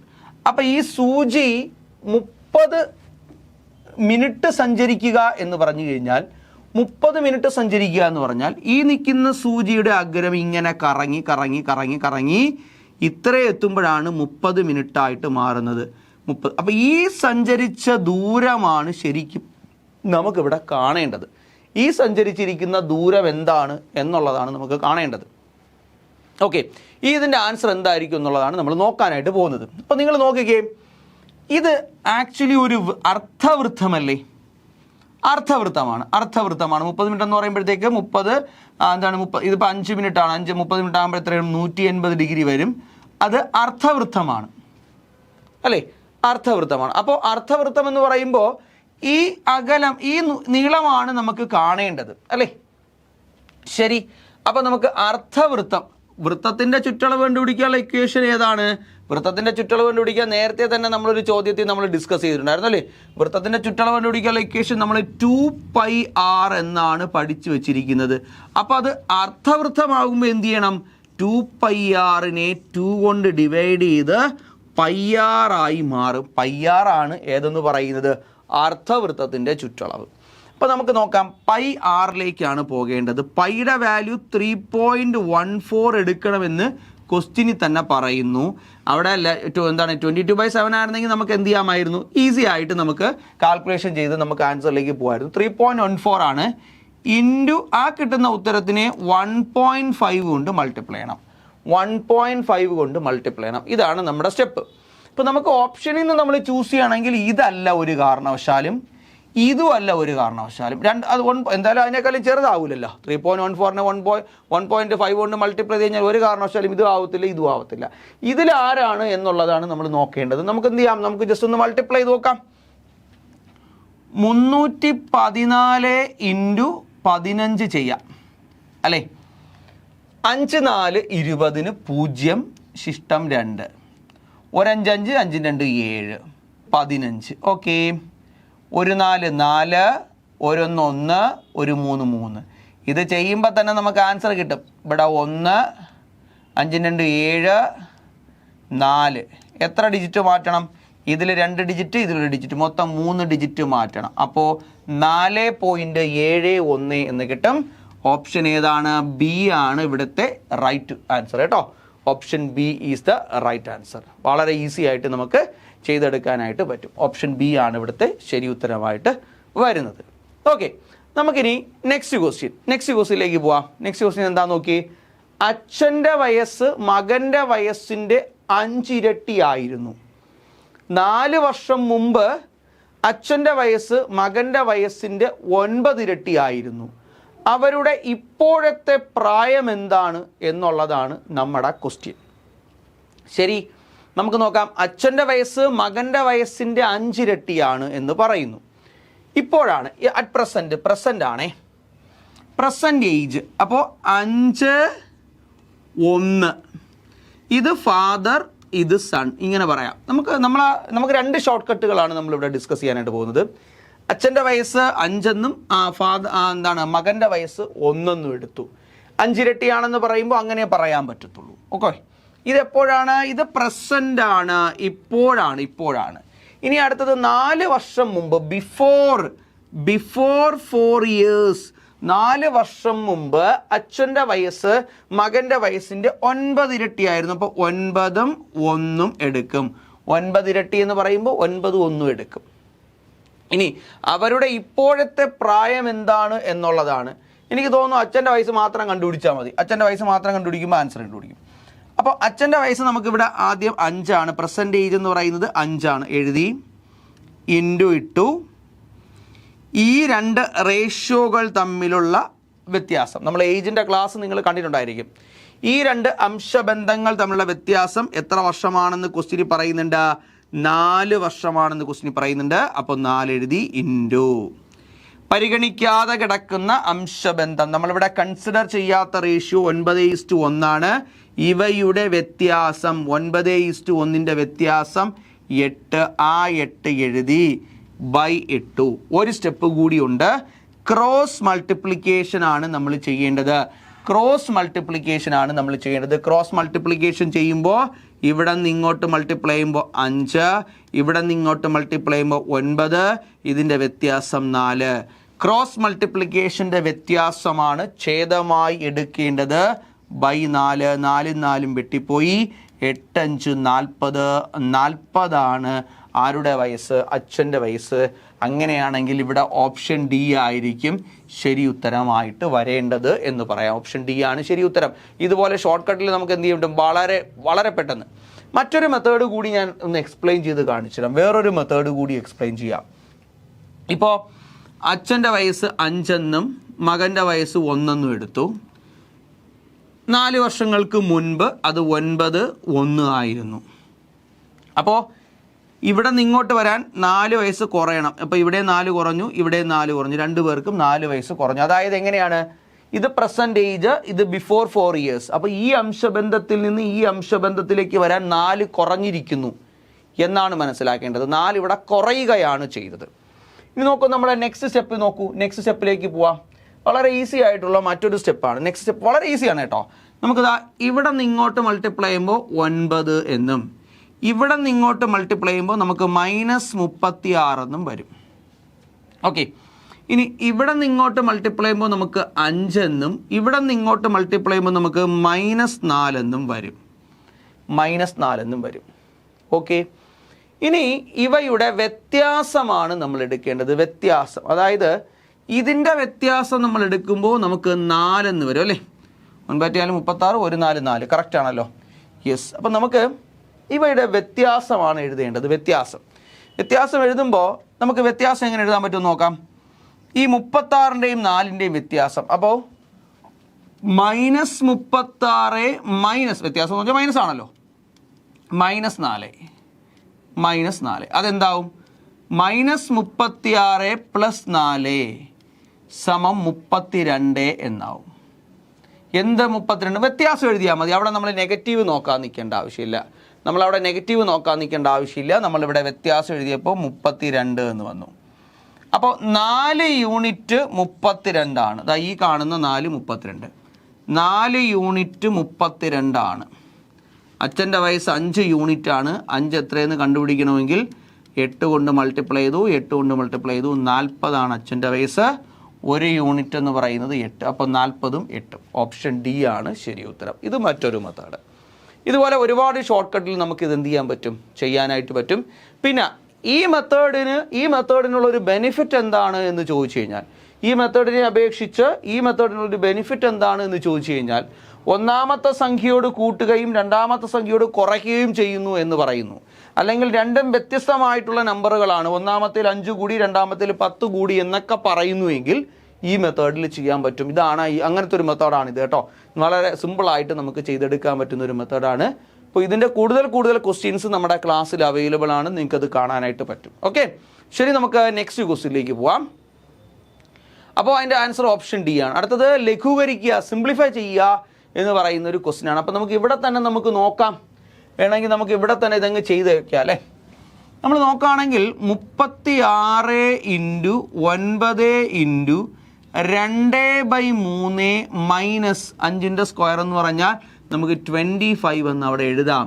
ഇവനെയും കൂടെ ക്യാൻസൽ, ഇവിടെ പ്ലസ് ആണ് കേട്ടോ, ഇവിടെ സോറി എനിക്ക് എഴുതിയ തെറ്റിപ്പോയി, പ്ലസ് ആണ്. ഇതും ക്യാൻസൽ ചെയ്യുമ്പോൾ നമുക്കിവിടെ 3 എന്ന് വരും. ഓക്കെ, ഇനി അടുത്തത് 36 + 3 6 - 25 36 42 42ൽ നിന്ന് 25 കുറയ്ക്കണം. അപ്പം നമുക്ക് 17 എന്നൊരു ആൻസർ വരണം. ഏതാണ്? ഓപ്ഷൻ സി ആണ് ഇവിടുത്തെ ശരി ഉത്തരമായിട്ട് വരുന്നത്. Option C is the right answer. വളരെ സിമ്പിളായിട്ട് നമുക്ക് കാൽക്കുലേറ്റ് ചെയ്തെടുക്കാൻ പറ്റുന്ന ഒരു ബോർഡ് മാത്സിൻ്റെ ക്വസ്റ്റ്യൻ ആയിരുന്നു അല്ലേ. ശരി, അപ്പോൾ അതും ക്ലിയർ ആണ് എന്ന് വിശ്വസിക്കുന്നു. അപ്പോൾ നമുക്ക് അടുത്ത ചോദ്യത്തിലേക്ക് പോകാം. അപ്പോൾ അടുത്ത ചോദ്യം എന്താണ്? പി ക്യൂയേക്കാൾ 5 മടങ്ങ് കൂടുതലാണെങ്കിൽ ക്യൂ പിയേക്കാൾ എത്ര ശതമാനം ചെറുതാണ് എന്നാണ്. പി ക്യൂയേക്കാൾ 5 മടങ്ങ് കൂടുതലാണ് എങ്കിൽ ക്യൂ പിയേക്കാൾ എത്ര ശതമാനം ചെറുതാണ് എന്നുള്ളതാണ് ക്വസ്റ്റ്യൻ. അപ്പോൾ നമുക്ക് എന്ത് പറയാം? പി ക്യൂയേക്കാൾ 5 മടങ്ങ് കൂടുതലാണ് എങ്കിൽ ഇപ്പം ഞാൻ പറയാണ് പിയുടെ വാല്യൂ 1 ആണെന്ന് മനസ്സിലാക്കൂ. അങ്ങനെയാണെങ്കിൽ ക്യൂവിൻ്റെ വാല്യൂ എന്ന് പറയുന്നത് 5 മടങ്ങ് കൂടുതൽ എന്ന് പറഞ്ഞാൽ 5 ആയിരിക്കും.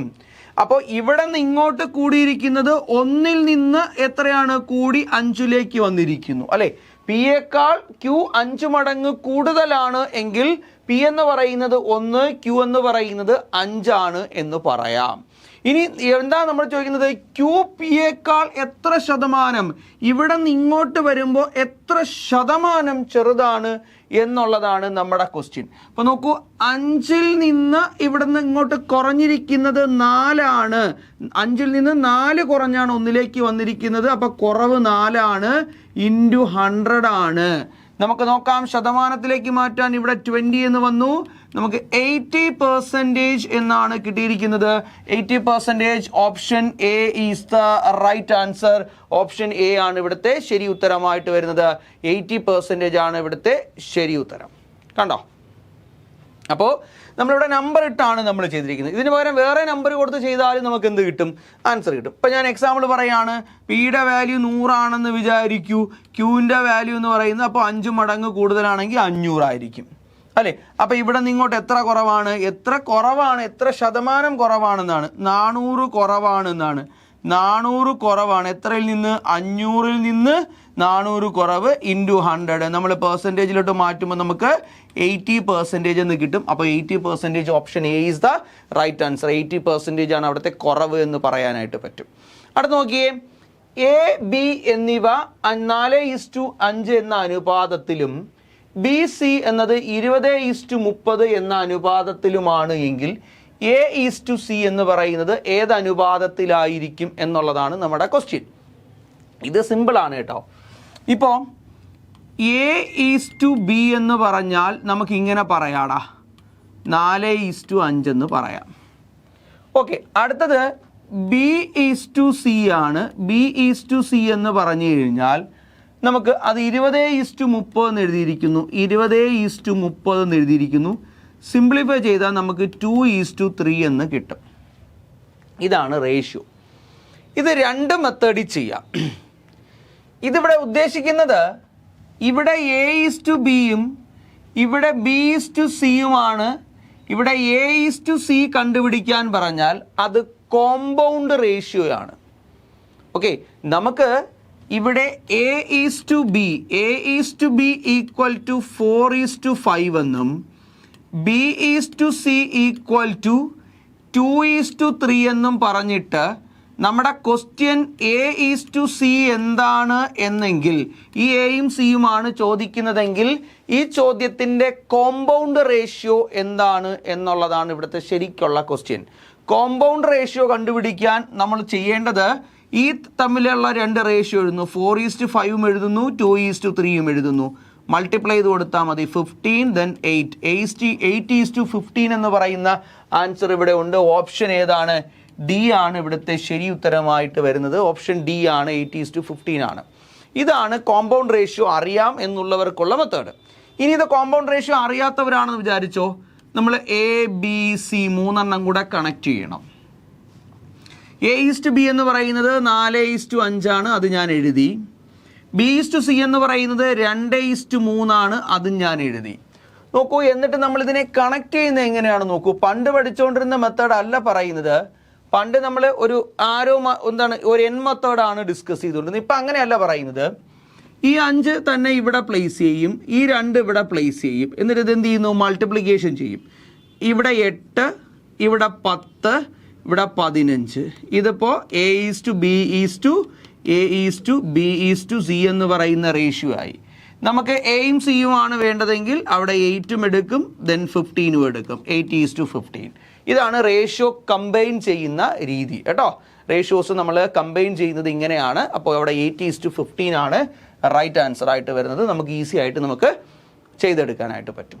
ഓക്കെ, ശരി, ഓപ്ഷൻ ഡി ആണ് അവിടുത്തെ റൈറ്റ് ആൻസർ. അടുത്തൊരു ക്വസ്റ്റ്യൻ നമുക്ക് നോക്കാം. രാമു 36 സെക്കൻഡിൽ 400 മീറ്റർ ഓടുന്നുവെങ്കിൽ അവൻ്റെ വേഗത മണിക്കൂറിൽ എത്ര കിലോമീറ്റർ എന്നാണ്. അപ്പോൾ ഇവിടെ നമ്മൾ അറിയേണ്ട പ്രധാനപ്പെട്ട 2 കാര്യങ്ങളാണ്. ഒന്ന്, കിലോമീറ്റർ പെർ അവറിനെ നമുക്ക് മീറ്റർ പെർ സെക്കൻഡിലോട്ട് കൺവേർട്ട് ചെയ്യാൻ ഇൻറ്റു 5/18. തന്നിരിക്കുന്ന കിലോമീറ്റർ പെർ അവറിനെ 5/18 കൊണ്ട് മൾട്ടിപ്ലൈ ചെയ്ത് കഴിഞ്ഞാൽ അത് മീറ്റർ പെർ സെക്കൻഡിലോട്ട് മാറപ്പെടും അല്ലേ.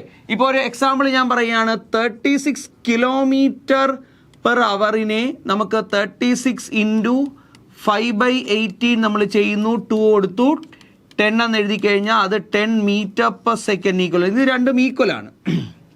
ഓക്കെ, അപ്പോൾ നമ്മൾ ആദ്യം പറഞ്ഞത് കിലോമീറ്റർ പെർ അവറിനെ മീറ്റർ പെർ സെക്കൻഡിലോട്ട് മാറ്റാൻ. ഇനി നേരെ മീറ്റർ പെർ സെക്കൻഡിനെ നമുക്ക് കിലോമീറ്റർ പെർ അവറിലോട്ട് മാറ്റണം. അപ്പോൾ നമ്മൾ എന്ത് ചെയ്യും, ഇൻറ്റു 5/18 എന്നുള്ളത് റെസിപ്രോക്കൽ കൊണ്ട് നമ്മൾ ചെയ്യും. 18/5 കൊണ്ട് ചെയ്യണം. അപ്പോൾ മീറ്റർ പെർ സെക്കൻഡിനെ കിലോമീറ്റർ പെർ അവറിലാക്കാൻ 18/5 കൊണ്ട് മൾട്ടിപ്ലൈ ചെയ്യണം. അപ്പോൾ നമുക്കിവിടെ തന്നിരിക്കുന്ന ടൈം നോക്കൂ. ടൈം 36 സെക്കൻഡാണ് തന്നിരിക്കുന്നത്. നമുക്ക് തന്നിരിക്കുന്ന ഡിസ്റ്റൻസ് 400 മീറ്റർ ആണ്. അപ്പോൾ ഇത് ചെയ്ത് കഴിഞ്ഞാൽ മീറ്റർ പെർ സെക്കൻഡിലേക്ക് കിട്ടുള്ളൂ. പക്ഷേ നമുക്ക് ആൻസർ എന്തിൽ വേണമെന്ന് ക്വസ്റ്റ്യൻ പറയുന്നു, മണിക്കൂറിൽ, അതായത് കിലോമീറ്റർ പെർ അവറിൽ എന്തായിരിക്കും എന്നുള്ളതാണ് സ്പീഡ് നമുക്ക് വേണ്ടിയത്. ഓക്കെ, അപ്പോൾ നമുക്ക് ഒരുമിച്ച് അങ്ങ് ചെയ്യാം. 2-3 സ്റ്റെപ്പ് ഒന്നും ആക്കാൻ നിൽക്കേണ്ട. നമുക്ക് ഇവിടെ സ്പീഡാണ് കണ്ടുപിടിക്കേണ്ടത്. സ്പീഡ് കണ്ടുപിടിക്കാനുള്ള ഇക്വേഷൻ ഡിസ്റ്റൻസ് ബൈ ടൈം. ഇത് നമ്മൾക്ക് ചെയ്യുമ്പോൾ അറ്റ് പ്രസൻറ്റ് ഇത് എന്തിലായിരിക്കും, മീറ്റർ പെർ സെക്കൻഡ് ആയിരിക്കും. ഇനി ഇതിനെ അങ്ങോട്ട് കൺവേർട്ട് ചെയ്യണം. കൺവേർട്ട് ചെയ്യണമെങ്കിൽ നമ്മൾ എന്ത് ചെയ്യണം, മീറ്റർ പെർ സെക്കൻഡിനെ കിലോമീറ്റർ പെർ അവറോട് മാറ്റാൻ 18/5 കൊണ്ട് നമ്മൾ വെട്ടണം. ഇവനെയും ക്യാൻസൽ ചെയ്യാം. ക്യാൻസൽ ചെയ്യുമ്പോൾ നമുക്കിവിടെ 2 എന്ന് വരും. ഇതും ക്യാൻസൽ ചെയ്യുമ്പോൾ നമുക്കിവിടെ 200 എന്ന് വരും. 200ഉം 5ഉം കൂടെ വെട്ടുമ്പോൾ നമുക്ക് 40 എന്ന് വരും. 40 കിലോമീറ്റർ പെർ അവർ. കണ്ടോ, ഒരുമിച്ച് ചെയ്താലുള്ള ഉപയോഗം ഇതാണ്. ഒറ്റ വെട്ടിന് കാര്യം നടക്കും, ഒറ്റ കാൽക്കുലേഷനിൽ കാര്യം നടക്കും. ഓപ്ഷൻ എ ആണ് ഇവിടുത്തെ റൈറ്റ് ആൻസർ ആയിട്ട് വരുന്നത്. 40 kilometre per hour is the right answer. Okay, ശരി, നെക്സ്റ്റ് ക്വസ്റ്റ്യൻ നോക്കാം. ലഘൂകരിക്കുക, സിംപ്ലിഫൈ ചെയ്യുക എന്ന് പറയുന്നു. സിംപ്ലിഫൈ ചെയ്യാൻ ഇവിടെ ഉപയോഗിച്ചിരിക്കുന്നത് A/m ആണ്. അതായത് നമുക്കിവിടെ 8/2/3 എന്നാണ് കൊടുത്തിരിക്കുന്നത്. അപ്പം നമുക്ക് 8/2/3 എന്ന് കൊടുത്തു കഴിഞ്ഞാൽ നമ്മൾ മനസ്സിലാക്കുന്നത് ഈ കാണുന്ന 3യും ഇവിടനകത്തുള്ള 8ഉം തമ്മിൽ എന്തെങ്കിലും ഒരു റിലേഷൻ കാണാൻ സാധ്യതയുണ്ട്. ആ രീതിയിലേ ഇത് എപ്പോഴും കൊടുക്കാൻ സാധ്യതയുള്ളൂ. അപ്പോൾ നമ്മളിവിടെ നോക്കുകയാണെങ്കിൽ ഈ 8നെ നമുക്ക് എന്ത് പറയാൻ പറ്റും, നിങ്ങൾ നോക്കിക്കേ, 2/3 എന്ന് പറയാൻ പറ്റും. 2/3 ആണല്ലോ 8 എന്ന് പറഞ്ഞ. അപ്പോൾ ആ 2/3നെ ദ ഹോൾ റൈസ് ടു 2/3 എന്ന് എഴുതാൻ പറ്റും. അപ്പോൾ നമ്മൾ നേരത്തെ പറഞ്ഞൊരു കൺസെപ്റ്റ് ഇവിടെ ആപ്ലിക്കബിൾ ആണല്ലോ. A/m the whole raise to n ആണെങ്കിൽ A/mn ആണ് എന്ന് പഠിച്ചു. അപ്പോൾ അതേ കണ്ടീഷൻ പ്രകാരമാണ് എങ്കിൽ ഇവിടെ 2/3 ഇൻറ്റു 2/3 എന്നായി. ഇതും ക്യാൻസലായി പോയി. ഇവിടെ 2/2 എന്നാവണം. ആക്ച്വലി ഈ സാധനം 2/2 ആണ്. ഓക്കെ, അപ്പോൾ 27 ദ ഹോൾ റൈസ് ടു 3/2 എന്ന് എഴുതിയിരിക്കുന്നു. സോറി, 2/3 അല്ല, 3/2 എന്ന് എഴുതിയിരിക്കുന്നു. അപ്പോൾ ഇതെന്തുവാ സംഭവം? 27 എന്തുവാ അത് 3ൻ്റെ ക്യൂബാണ് അല്ലേ. അപ്പം നമുക്കിങ്ങനെ എഴുതാം, 3ൻ്റെ ക്യൂബ് ഇൻറ്റു 2/3 ക്യാൻസലായി പോയി. അപ്പോൾ എന്ത് കിട്ടും? 3/2. അപ്പോൾ ശരിക്കും ഇതെന്തുവായിന്? നമുക്ക് 2/2 ഇൻറ്റു 3/2 ആണ് നമുക്ക് ചെയ്യേണ്ടത്. 2/2 എന്ന് പറഞ്ഞാൽ 4 ആണ്, 3/3 എന്ന് പറഞ്ഞാൽ 9 ആണ്. അപ്പോൾ അതിന് ആൻസർ 36 എന്ന് വരണം. 36 ഉണ്ടോ? 36 ഉണ്ടല്ലോ. ഓപ്ഷൻ ബി ആണ് ഇവിടുത്തെ right answer. Option B is the right answer. കണ്ടോ, വളരെ ഈസി ആയിട്ട് നമുക്ക് ചെയ്തെടുക്കാനായിട്ട് പറ്റി. Option B is the right answer. Clear ആണ് എന്ന് വിശ്വസിക്കുന്നു. അപ്പോൾ നമുക്ക് നെക്സ്റ്റ് ക്വസ്റ്റ്യനിലേക്ക് പോകാം. അപ്പോൾ അടുത്ത ചോദ്യം നോക്കൂ. നമ്മൾക്ക് തന്നിരിക്കുന്ന അനുപാതത്തിൽ നിന്ന് ചോദ്യചിഹ്നത്തിന് പകരം വരുന്ന സംഖ്യ 289, 20, 625. അപ്പോൾ 289 ഉണ്ട്, അത് കഴിഞ്ഞിട്ട് ഒരു 2 കുത്തുണ്ട്, അത് കഴിഞ്ഞിട്ട് 20 എഴുതിയിരിക്കുന്നു. ഓക്കെ, അത് കഴിഞ്ഞിട്ട് ഇതേ റിലേഷൻ പ്രകാരം 625 ഏത് നമ്പർ വരും എന്നുള്ളതാണ് നമ്മുടെ ക്വസ്റ്റ്യൻ. അപ്പോൾ ഇത് നോക്കിക്കഴിഞ്ഞാൽ നമുക്കൊരു കാര്യം പിടികിട്ടും. ഇതൊരു പെർഫെക്റ്റ് സ്ക്വയർ ആണ്, ഇതും ഒരു പെർഫെക്റ്റ് സ്ക്വയർ ആണ്. ഇത് ഏതിൻ്റെ സ്ക്വയർ ആണ്? ഇത് 17ൻ്റെ സ്ക്വയർ ആണ്. 17ൻ്റെ സ്ക്വയർ ആണ്. അപ്പോൾ 17ൻ്റെ സ്ക്വയർ കഴിഞ്ഞിട്ട് ഇവിടെ എഴുതിയിരിക്കുന്ന സംഖ്യ 20 ആയപ്പോൾ 17നോട് 3 കൂട്ടുമ്പോൾ 20 കിട്ടും എന്ന് നമുക്ക് പറയാം. ഓക്കെ, അപ്പോൾ 625 ആകുമ്പോൾ അത് 25ൻ്റെ സ്ക്വയർ ആണ്. 25ൻ്റെ സ്ക്വയർ ആണെങ്കിൽ 25നോട് 3 കൂട്ടുമ്പോൾ 28 എന്നൊരു ആൻസർ ഉണ്ടെങ്കിൽ അത് റൈറ്റ് ആയിരിക്കണം. ഓപ്ഷൻ ഡി ആണ് ഇവിടെ ഉണ്ട് കേട്ടോ. ഓപ്ഷൻ ഡി ആണ് ഇവിടുത്തെ റൈറ്റ് ആൻസർ എന്ന് പറയാം. ഓപ്ഷൻ ഡി നമുക്കിവിടെ 28 ആണ് ആൻസർ ആയിട്ട് വരുന്നത്. ക്ലിയർ? വളരെ സിമ്പിൾ ആയിട്ടുണ്ടായിരുന്നു ക്വസ്റ്റ്യൻ, വളരെ ഈസി ആയിട്ട് അടിക്കാൻ പറ്റുന്നൊരു ക്വസ്റ്റ്യൻ ആണ് കേട്ടോ. അപ്പോൾ നിങ്ങൾ ഇതൊക്കെ ഇത്തരത്തിലുള്ള ക്വസ്റ്റ്യൻസ് ചെയ്യണമെങ്കിൽ നമ്മൾ എന്ത് ചെയ്യണം?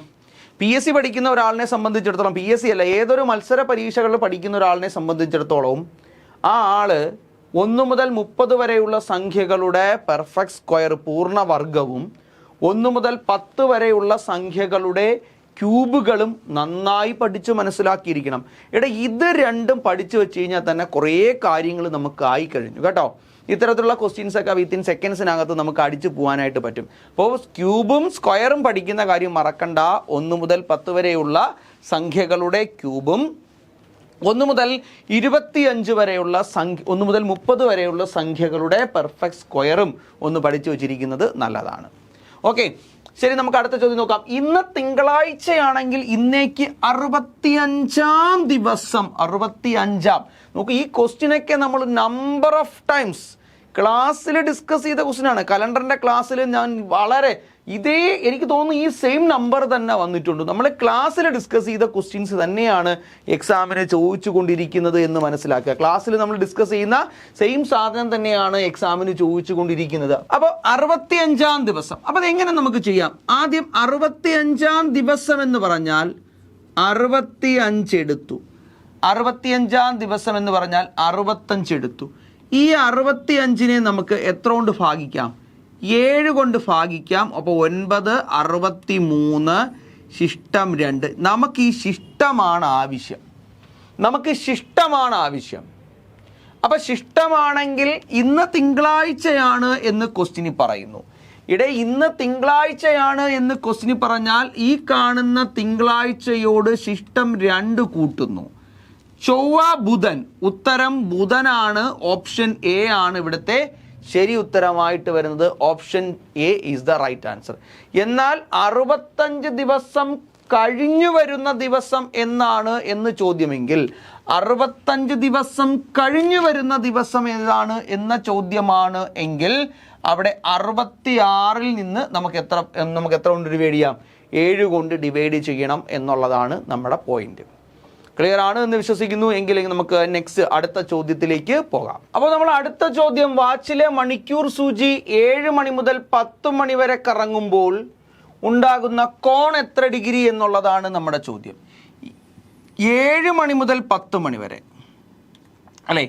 7 മണി മുതൽ 10 മണി വരെ കറങ്ങുമ്പോൾ ഉണ്ടാകുന്ന ഡിഗ്രി, മണിക്കൂർ സൂചിയുടെ ഡിഗ്രിയാണ് നമ്മുടെ ചോദിച്ചിരിക്കുന്നത്. ഇപ്പോൾ 7 മണി എന്ന് പറയുമ്പോൾ മണിക്കൂർ സൂചി 7ലായിരിക്കും നിൽക്കുന്നത്. 10 മണി എന്ന് പറയുമ്പോൾ എന്ത് ചെയ്യും? 10ലേക്ക് ഇത്രയും വരും അല്ലേ? അപ്പോൾ എത്രയാണ്? 1, 2, 3 ഇത്രയും പോർഷൻ എന്ന് പറയുന്നത് 30 ഡിഗ്രിയാണ്. അപ്പോൾ മൊത്തം എത്ര ഡിഗ്രി എന്ന് പറയാം? 90 ഡിഗ്രി കറങ്ങി എന്ന് പറയാം. ഓപ്ഷൻ ഏതാണ്? ബി ആണ് ഇവിടുത്തെ റൈറ്റ് ആൻസർ കേട്ടോ. 1 മണിക്കൂറാകുമ്പോൾ നമുക്ക് 30 ഡിഗ്രിയാണ് അല്ലേ, 90 ഡിഗ്രി എന്ന് കിട്ടും. ആൻസർ എത്രയാണ്? ഓപ്ഷൻ ബി ആണ് ഇവിടുത്തെ റൈറ്റ് ആൻസർ ആയിട്ട് വരുന്നത്. നമുക്ക് നെക്സ്റ്റ് ക്വസ്റ്റിലേക്ക് പോകാം. നെക്സ്റ്റ് ക്വസ്റ്റ്യൻ നോക്കി, അടുത്ത സംഖ്യ ഏത്? നമുക്ക് തന്നിരിക്കുന്ന ശ്രേണി 6 ഉണ്ട്, 12 ഉണ്ട്, 36 ഉണ്ട്, അത് കഴിഞ്ഞ് 144 ഉണ്ട്, ഇങ്ങനെ പോകുന്നൊരു ശ്രേണി. ഈ ശ്രേണി കാണുമ്പോൾ തന്നെ നമ്മൾ അരിത്തമെറ്റിക് നമ്മുടെ ഈ സീരീസിൻ്റെ ക്ലാസ് കണ്ടവർക്ക് മനസ്സിലാവും, ഇത് കാണുമ്പോൾ തന്നെ മനസ്സിലാവും ഇതൊരു മൾട്ടിപ്ലിക്കേഷൻ സീരീസ് ആണെന്ന് മനസ്സിലാവും. ആ രീതിയിലാണ് ഇതിൻ്റെ ഒരു പോക്ക്. ഇപ്പോൾ ഇവിടെ എന്ത് സംഭവിച്ചിരിക്കുന്നു? 2 കൊണ്ട് മൾട്ടിപ്ലൈ ചെയ്തിരിക്കുന്നു, ഇവിടെ നിന്ന് 3 കൊണ്ട് മൾട്ടിപ്ലൈ ചെയ്തിരിക്കുന്നു, അടുത്തത് 4 കൊണ്ട് 120 6 കറക്റ്റാണ്, 4 കൊണ്ട് മൾട്ടിപ്ലൈ ചെയ്തിരിക്കുന്നു, അടുത്തത് 5 കൊണ്ട് മൾട്ടിപ്ലൈ ചെയ്യുമ്പോൾ ലാസ്റ്റ് ഡിജിറ്റ് 0 ആയിരിക്കണം. ഏതാണ്? 720. കറക്റ്റാണ്, ഓപ്ഷൻ എ ആണ് ഇവിടുത്തെ റൈറ്റ് ആൻസർ. 144 × 5 720. മൊത്തം ചെയ്യേണ്ട ആവശ്യമില്ല കേട്ടോ. 5 × 4 0, യൂണിറ്റ് ഡിജിറ്റ് 0 ആണ്. യൂണിറ്റ് ഡിജിറ്റ് 0 ആയിട്ടുള്ള ഓപ്ഷൻ ഇതല്ല. അപ്പോൾ ആൻസർ ഏതാണ്? 720 തന്നെയാണ് റൈറ്റ് ആൻസർ കേട്ടോ. വലിയ കാൽക്കുലേഷനാണ് വരണമെങ്കിൽ നമ്മൾ യൂണിറ്റ് ഡിജിറ്റ് മാത്രം നമ്മൾ ചെയ്താൽ മതി കേട്ടോ. ഇപ്പോൾ ഞാൻ എക്സാമ്പിൾ പറയുകയാണ്. ഇപ്പോൾ നമുക്ക് 44 × 123 × 496 ഇത് ചെയ്യുമ്പോൾ കിട്ടേണ്ട ഒരു ആൻസർ ഉണ്ടെന്ന് വിചാരിച്ചോ. ഇത് ചെയ്യുമ്പോഴായിരിക്കും നമുക്ക് ആൻസർ കിട്ടുന്നത്. നമ്മൾ ഇതിൻ്റെ മൾട്ടിപ്ലിക്കേഷൻ ചെയ്യരുത്, നമ്മളിതിൻ്റെ യൂണിറ്റ് ഡിജിറ്റേ ചെയ്യാവൂ. എങ്ങനെയാണ്? 6 3 18 ആണ്. ഇവിടെ 6 3 കൂടെ മൾട്ടിപ്ലൈ ചെയ്യുമ്പോൾ 18, 18ന് 8 എഴുതി. ഇനി 8 4 കൂടെ 32, 32ന് 2 എഴുതാവും. അപ്പോൾ ഇതിൻ്റെ ആൻസറിൻ്റെ പ്രത്യേകത എന്തായിരിക്കും? ഓപ്ഷനിൽ നോക്കിയിട്ട് യൂണിറ്റ് ഡിജിറ്റ് 2 ഉള്ള ആൻസർ ആയിരിക്കും നമ്മളെ ശരി ഉത്തരമായിട്ട് വരുന്നത്. ഇനി 2ൽ കൂടുതൽ 2 3 എണ്ണം അല്ലെങ്കിൽ എന്താണ് എല്ലാ ഓപ്ഷനിൻ്റെയും യൂണിറ്റ് ഡിജിറ്റ് 2 ആണെങ്കിൽ പറഞ്ഞിട്ട് കാര്യമില്ല, വിധിയാണെന്ന് വിചാരിച്ചോളൂ. ഓക്കെ, ശരി, നമുക്ക് അടുത്ത ചോദ്യത്തിലേക്ക് പോകാം. അപ്പോൾ അതിൻ്റെ ആൻസർ ഓപ്ഷൻ എ തന്നെ കിട്ടി. നെക്സ്റ്റ് ക്വസ്റ്റ്യൻ നോക്കൂ, താഴെ തന്നിരിക്കുന്ന സംഖ്യകളിൽ വേറിട്ടത് ഏത്? 125 343. ഈ 2 സംഖ്യകൾ കാണുമ്പോൾ തന്നെ അതറിയാം, ഇത് 5ൻ്റെ ക്യൂബാണ്. 125 5 × 5 125 കറക്റ്റാണ്. ഇത് 7ൻ്റെ ക്യൂബാണ്. ഇനി 729 ഇത് 9ൻ്റെ ക്യൂബാണല്ലോ. 9ൻ്റെ 81 കറക്റ്റാണ്. ഓക്കെ, ഇത് ക്യൂബ് അല്ല കേട്ടോ. 123 ഒന്നിൻ്റെയും ക്യൂബ് അല്ല. അപ്പോൾ ഓപ്ഷൻ ഡി ആണ് ഇവിടുത്തെ ശരി ഉത്തരം. കണ്ടോ, ഇത് ക്യൂബ് പഠിച്ചു വെച്ചിരുന്നു കഴിഞ്ഞാൽ 10 വരെയുള്ള സംഖ്യയുടെ ക്യൂബ് പഠിച്ചു വെച്ച് കഴിഞ്ഞാൽ ഇത് വിത്തിൻ സെക്കൻഡ്സിനകത്ത് ആൻസർ. ഓക്കെ, അപ്പോൾ 123 ആണ്. ഓപ്ഷൻ ഡി ആണ് അവിടെ വേറിട്ട് നിൽക്കുന്നത് എന്ന് പറയാൻ പറ്റും. Option D is the right answer. Okay, അപ്പം നമ്മൾ എന്ത് ചെയ്തു? കുറേ ക്വസ്റ്റ്യൻസ് നമ്മൾ ഇന്നത്തെ ക്ലാസ്സിൽ നമ്മൾ ഡിസ്കസ് ചെയ്തു. ഏകദേശം ഒരുപാട് ചോദ്യങ്ങൾ നമ്മൾ ഇന്നത്തെ ക്ലാസ്സിൽ നമ്മൾ ഡിസ്കസ് ചെയ്ത് റെഡിയാക്കി വെച്ചിട്ടുണ്ട്. ഒരു PYQ സെക്ഷനാണ് നമ്മൾ ചെയ്തത്. അപ്പോൾ അതിൻ്റെ കൂട്ടത്തിൽ കുറച്ച് പോയിന്റ്സുകൾ കൂടി ആഡ് ചെയ്ത് പറഞ്ഞിട്ടുണ്ട്.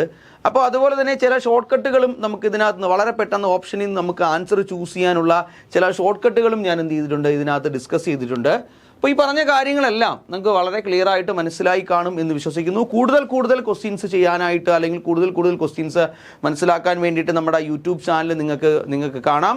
നമ്മുടെ യൂട്യൂബ് ചാനലിൽ കൂടുതൽ ചോദ്യങ്ങൾ നമ്മൾ ഡിസ്കസ് ചെയ്ത് വെച്ചിട്ടുണ്ട്. ഇതിനെപ്പറ്റി കൂടുതൽ അറിയുന്നതിന് വേണ്ടിയിട്ട് സഹകാരി റേസ് പ്ലസിൽ നിങ്ങൾ വിളിച്ചാൽ മതി. നിങ്ങൾക്ക് നമ്മുടെ ക്ലാസ്സുകളെ കുറിച്ചുള്ള കൂടുതൽ വിവരങ്ങൾ നിങ്ങൾക്ക് അറിയാനായിട്ട് പറ്റും. അപ്പോൾ ഞാൻ ഈ പറഞ്ഞ കാര്യങ്ങളെല്ലാം വളരെ ക്ലിയർ ആയിട്ട് നിങ്ങൾക്ക് മനസ്സിലായി കാണും എന്ന് വിശ്വസിക്കുന്നു. അപ്പോൾ വീണ്ടും അടുത്തൊരു PYQ ഡിസ്കഷനും ആയിട്ടോ അല്ലെങ്കിൽ നമുക്ക് കുറച്ച് ചോദ്യങ്ങളുടെ ഡിസ്കഷനുമായിട്ട് വീണ്ടും കാണാം. അതുവരേക്കും good bye, all the very best.